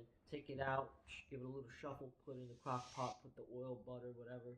Give it 3 to 4 days, and then you make the brownies or cakes and stuff. And that's what I like to do. I like to bake, but like bake with a little purpose, you know. Just Baked goods. You like to get baked while you bake? Yeah. You make I the see what you did baked there. goods. It's fun. It's fun, and honestly, it's one of those things where it's like, you know what? It's like I can't be a drug dealer. I can never do it. I'm just like I love people. I love smoking people out. You know, I get an ounce of weed. I'm like, you know what? I could sell this and quadruple my money, but instead I'm just gonna smoke out the homies, because honestly, that's what weed should be all about, man. Just sharing love and putting people together. Hey, Kev. Gosh, Hey, darn Alexis. it. And that's my spiel in New York, is like that weed brownie really just That was connected a his lot of people. spiel, everybody. Give him a round of applause. Give him a round of applause. That was his spiel. Golf clap. Can you clap with your cartoon thing? What? Can you clap with the cartoon thing? No, don't you mock me on Okay, what I sorry, can do. sorry, No, sorry. no. Listen, my hands up yet. I'll be sorry to do it. I don't gotta take that shit. Can those hands even reach? No. You're clapping the wrong cheeks, Vinny. Excuse me. Oh, Jesus. I move over here now. Fuck you both. Yeah, fuck you both. Oh, yeah, that's what you get. Camera technical difficulties. Assholes. I think that's every time you get a message or something. I have it on Do Not Disturb. Oh, well. It's disturbing. Yeah. Oh, man. I got jokes. Oh, you Yeah. Tell a joke. Not that kind. Wait, what? I didn't mean it like that, you asshole. Well, Wait, what? I don't have any jokes. I just kidding. For every podcast you do, just have like a new hat on. Just like, I know it's probably an asset you have to buy, but like just have like a pink hat or like a cowboy hat or one of those little fez hats. I don't know what they're about, you know. Is this the point where we're all so high we just ramble on? It just happens. I'm sorry, guys. Yo, okay, here's one. Here's one made from the internet. Why did Vinny from Las Vegas refuse to smoke weed with his friends? What? Doesn't sound like Vinny. When have I ever refused to smoke weed with my friends? Because he didn't want to risk rolling the dice on getting too high. Was that supposed to be a joke? Did somebody say that in the chat? I mean, What? usually it's everyone else tapping out early. Yeah, no, Vinny is a big roster, man. He rolls like King Kong fingers, bro. Like, I'm like, Vinny, chill. Like, Okay. Why did Vinny start smoking weed in Vegas? Oh. Because he heard it was a great way to take his high stakes game to the next level. Okay, that's a good one. That one makes sense because I don't know. I'm not gonna gamble. These are so damn bad. Do we want to add anything else to Prohibition here, gentlemen? I mean, do you want to talk more about how they used racism to smear campaign it? Okay. Oh no. Okay. So yeah, let's get back into that one. Okay. So I'll do that, and then we can end it there. Okay. So I think bullshit. I think that's a media propaganda thing, and there was the media for the left, and there's the media from the right, and so you just found one of the sides. This whole weed is racism. Bullshit. Weed is for everybody. We already listed off presidents that did it, and so what? So did we just buy into somebody else's side and not our own side, the left or the right side? Why are you looking at me? Well, I think the lobbyists used the racism and stuff to shift the perspective of it, because once like cannabis was made like prohibited, people were upset that all those medicines that they were so used to and loved, like they even had pre-rolled joints that were it was an asthma treatment. Oh, that's right. So like all these people were upset that their cannabis was now gone after they made marijuana illegal. So they stopped using the proper formal name of cannabis and just shifted the public perspective of the plant. So is marijuana, where did the name come from? Marijuana was they switched calling it cannabis to marijuana to play off of its Mexicanness. That's what like the so it says here that anti-cannabis factions wanted to underscore the drug's Mexicanness. It was meant to play off anti-immigrant sentiments. So after the revolution of 1910, when there was a lot of Hispanic immigrants coming to America, much like they're doing now with trying to pass border security laws and stuff, using Mexican immigrants now as the reason to heighten this. They used the Mexican immigrants of that time as a means of introducing the bad marijuana, and so that way people weren't thinking that it was cannabis. They're like, oh, this is something different. This is the loco weed that makes them violent and superhuman strength and killing cops and stuff. Like there was news articles all over about. Because it was a foreign. Because it was a foreign and exotic threat. Yes. So it was marijuana. They were fear mongering the marijuana, and then also they weren't just using the Hispanics and the African Americans with the jazz clubs that were also smoking lounges for cannabis. In California, when there was a big increase in Hindu immigrants, they had a demand for cannabis indica, also known as hash. They were hash smokers for medicinal and I think maybe even religious purposes.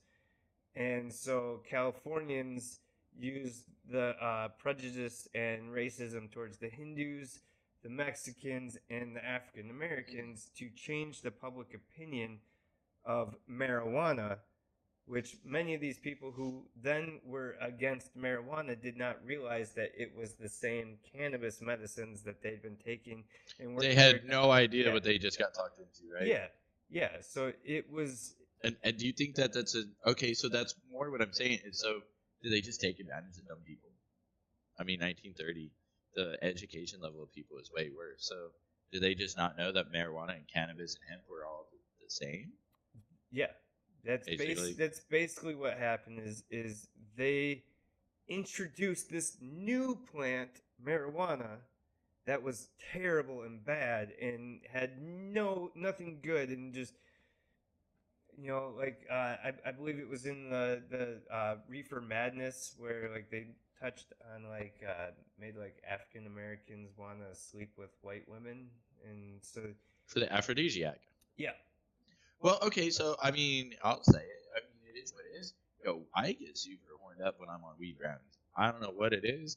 Damn, man, I get feisty on weed brownies. And I'm just like, rawr. I know, maybe not something you say around a bunch of guys, but I mean, it is what it is. It definitely gets you going. as a red panda, and you know, with them being endangered and not really being good at breeding, does that mean that we should feed them weed brownies? I mean, if it gets them, you know, more, gotta do something, man. Gotta get something going in Pound Cheeks. Mm-hmm. And what is it like red pandas are only able to get pregnant like 3 days out of the year? That's a lot of. Listen, you better just be doing it every single day, then, man. Whoever said stoners were dumb has never met me. That's like a 1% chance. You know, 1% chance to get that day just right. Yo, it's all fun and games until I buy a red panda and just like put in Matt's house and then close. I'd be so happy. I'd be so happy, but those things are little assholes. Red pandas are little assholes, man. I've seen them. They're really mean. Oh, first, they're But really, so cool. really mean. They're like, okay, they're like the cat. Well, they'll walk up to you, they'll look at you, and then they'll whap. But they actually are big enough to hurt where you're like, oh, fuck, bud. And then they just like, ah ha ha. Yeah, Yeah, that'd be not too bad. funny. Oh, I'm on this side again. Oh, hi. Oh, bye. Whoa. Well, then. Uh, That was, you know, I would say this was a really good one. I didn't really realize the whole history behind it. And learned yeah, a lot. I definitely was making fun a little bit or laughing or being like, the fuck are you talking about? And maybe I could have done my homework better and looked this all up before. This was way more fun listening to you rabble about it and then look it up as we go. Felt like I learned a lot more that way, you know? Yeah, so you know that's kind of I felt like, you know, like you said, that this went well, and you know, going along with the nerd theme, having it be a history lesson and looking up the We extra got nerd details theme as we today. go. He nerd themed us, y'all. He straight up nerd themed us. Hey, nerds like to get high too. that's true. Yeah. We think too It's much. okay. You just gotta have a So- nerd penis so- and you're fine, right? Going off of the earlier thing though, would cannabis be more of a geek subject though? Yes. Yeah. But with the history side, that could be the nerd side. Yeah. Well, it just depends on how much you get. So that goes back to Because history is academic. we define the nerd as the someone who's intelligent and school oriented. Well, the geek was someone who's just enthusiastic. So that's the difference. So it's a little bit of both. But well, Because you're history- knowledgeable. History is Yep. is an academic. Well, if you're knowledgeable and enthusiastic, you're geeky. Basically, you're okay. So I feel like you are a nerd, but in this case, you're more geeking out. To say you're knowledgeable, you're sharing your knowledge, and you're definitely enthusiastic about it. So yeah, I think you're geeking out right now. Is that why when you're high they call it geeking out? Yes, Okay. exactly. Oh man. So you guys want to do a closing? Yeah. Yeah, take it away. All right. Oh, good. No, you're closing it. All right. Well, everybody, I'll see y'all next week. We do this every single Tuesday. That's Vinny. I'm the Mad Hatter. We're gonna let Vlad close off this entire night. All right, guys. Well, we've definitely learned a lot today. Make sure to tell him to favorite us and subscribe. Be sure to follow and subscribe Don't here. forget to like it. Be sure to follow, like, subscribe here at the DTLV Good And Buddies. if you run into Vlad on Fremont Street, touch his butt. Wow, everybody wants to touch my butt. I know I got a little lump, but the thing is, I drink a lot of milk. I can't help it. And I feel as though that the milk and the coffee that I drink makes my butt so Just big. settles in your cheeks. I feel that's right. You know, that could be it. You know, honestly, I think that's how milk works. So as an adult, I would imagine. I think the best closing to the high segment is a high tangent. I know. I think I just kind of tripped you up there. And You did, because I know by the time I'm gonna be 35, I'm gonna have a thick butt. So yeah, yeah. But Don't all worry, means, it's just milk and coffee. just milking. But yes, guys, we like to have a little fun here. You know, honestly, and I just want to just say Thank you guys so much for being with us for this long. You know, this has been such an amazing way for us to really just showcase a lot of raw talent, a lot of just like intellect and knowledge of a lot of things in this world. Diverse viewpoints. Diverse viewpoints. That's a big one, Vinny. Diverse viewpoints, and just come together and just have that discussion here at the DTLV Good Buddies. I'm Vlad. This is Mad Hatter, and that is Vinny. And sorry, that's Vinny.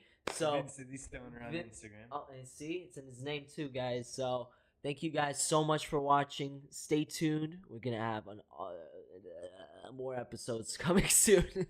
So yeah, yeah.